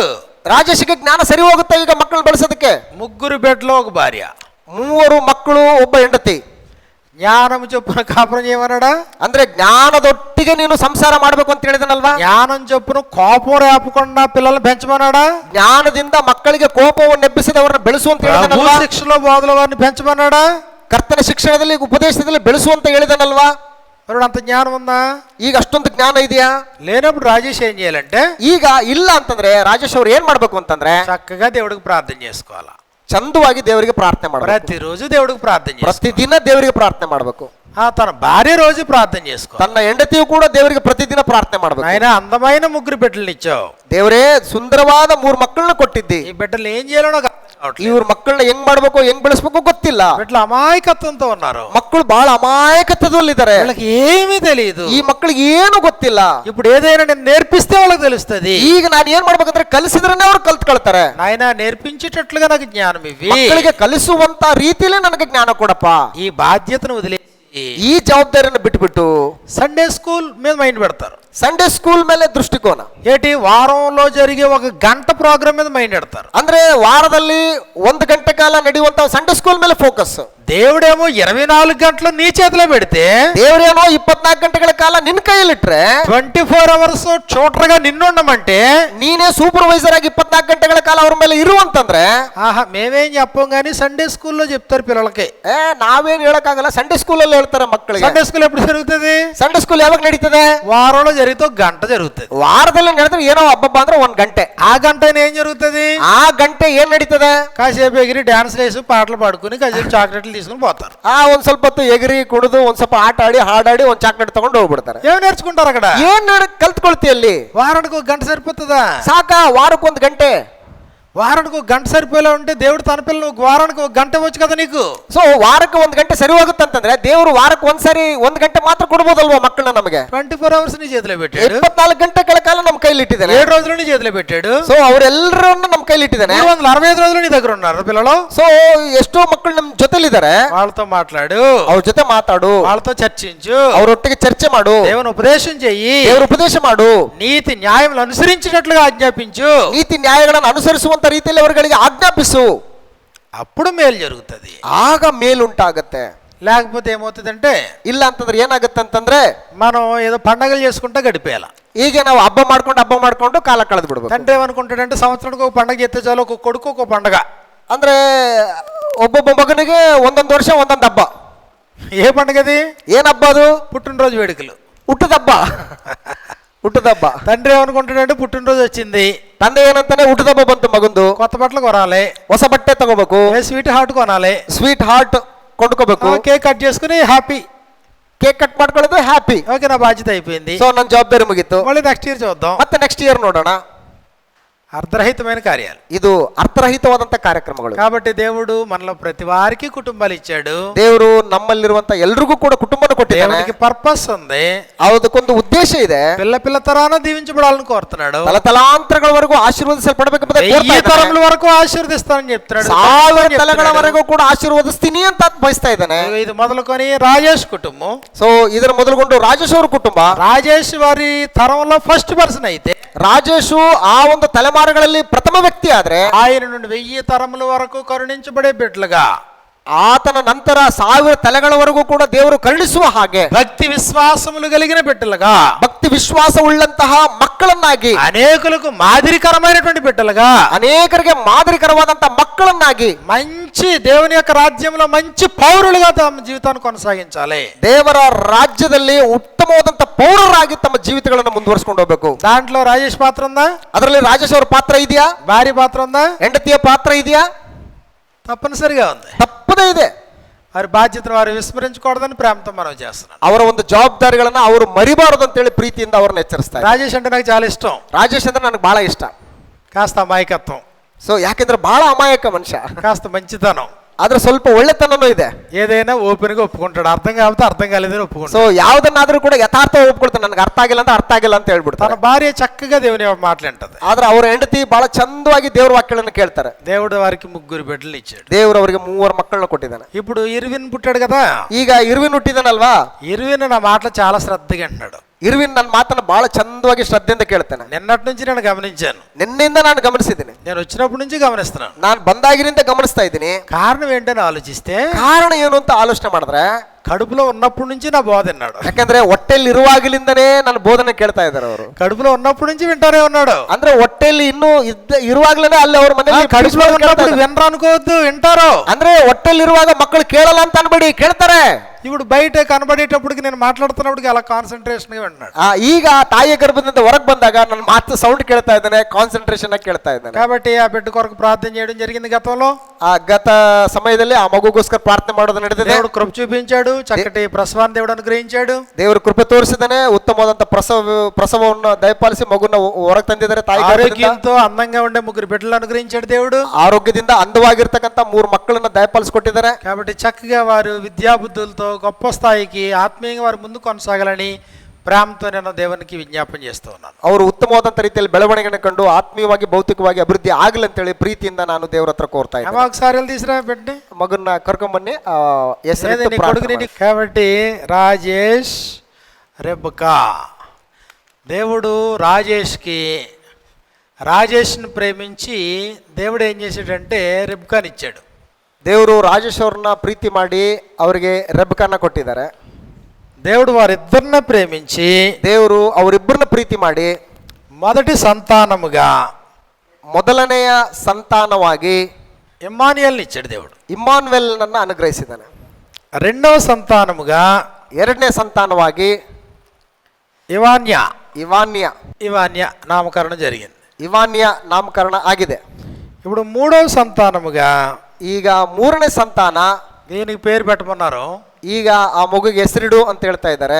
రాజేష్లో మొదటి అక్షరం ఆర్, ರಾಜೇಶ್ ಅಲ್ಲಿ ಮೊದಲನೇ ಅಕ್ಷರ ಆರ್, అలాగే రెబ్కాలో మొదటి అక్షరం ఆర్, ರೆಬ್ಕಾ ಅವರಲ್ಲಿ ಮೊದಲನೇ ಅಕ್ಷರ ಆರ್, అన్నయ్యలో మొదటి అక్షరం ఐ, ಅಣ್ಣನ ಹೆಸರಿನಲ್ಲಿ ಮೊದಲನೇ ಅಕ್ಷರ ಐ, అక్కలో మొదటి అక్షరం ఐ, ಅಕ್ಕನ ಹೆಸರಿನಲ್ಲಿ ಮೊದಲನೇ ಅಕ್ಷರ ಐ. ఓకే, ಸರಿನಾ? ఇలా వచ్చిండి అన్న. ఓకే, ఇప్పుడు చూడండి. ಬನ್ನಿ ಬನ್ನಿ ಬನ್ನಿ. అప్పుడు మనం ఏం చేసామంటే ಈಗ ನಾವ್ ಏನ್ ಮಾಡಿದೀವಿ ಅಂದ್ರೆ ఇర్విన్, IRWIN, ఇర్విన్. దీని అర్థం ఏంటంటే, ಇದ್ರ ಅರ್ಥ ಏನು ಅಂದ್ರೆ, ಇರ್ವಿನ್ ಅಂದ್ರೆ ಅರ್ಥ ಏನು ಅಂದ್ರೆ ఫెయిత్ఫుల్ ఫ్రెండ్, ನಂಬಿಗಸ್ತನಾದ ಸ್ನೇಹಿತ, నమ్మకమైన స్నేహితుడు.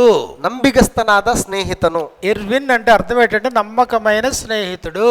ಇರ್ವಿನ್ ಅಂತಂದ್ರೆ ನಂಬಿಗಸ್ತನಾದ ಸ್ನೇಹಿತನು. నమ్మకమైన స్నేహితుడు ఎవరంటే ప్రభు అయిన యేసుక్రీస్తు. ನಂಬಿಗಸ್ತನಾದ ಸ್ನೇಹಿತನು ಯಾರು ಅಂದ್ರೆ ಯೇಸು ಕ್ರಿಸ್ತನು.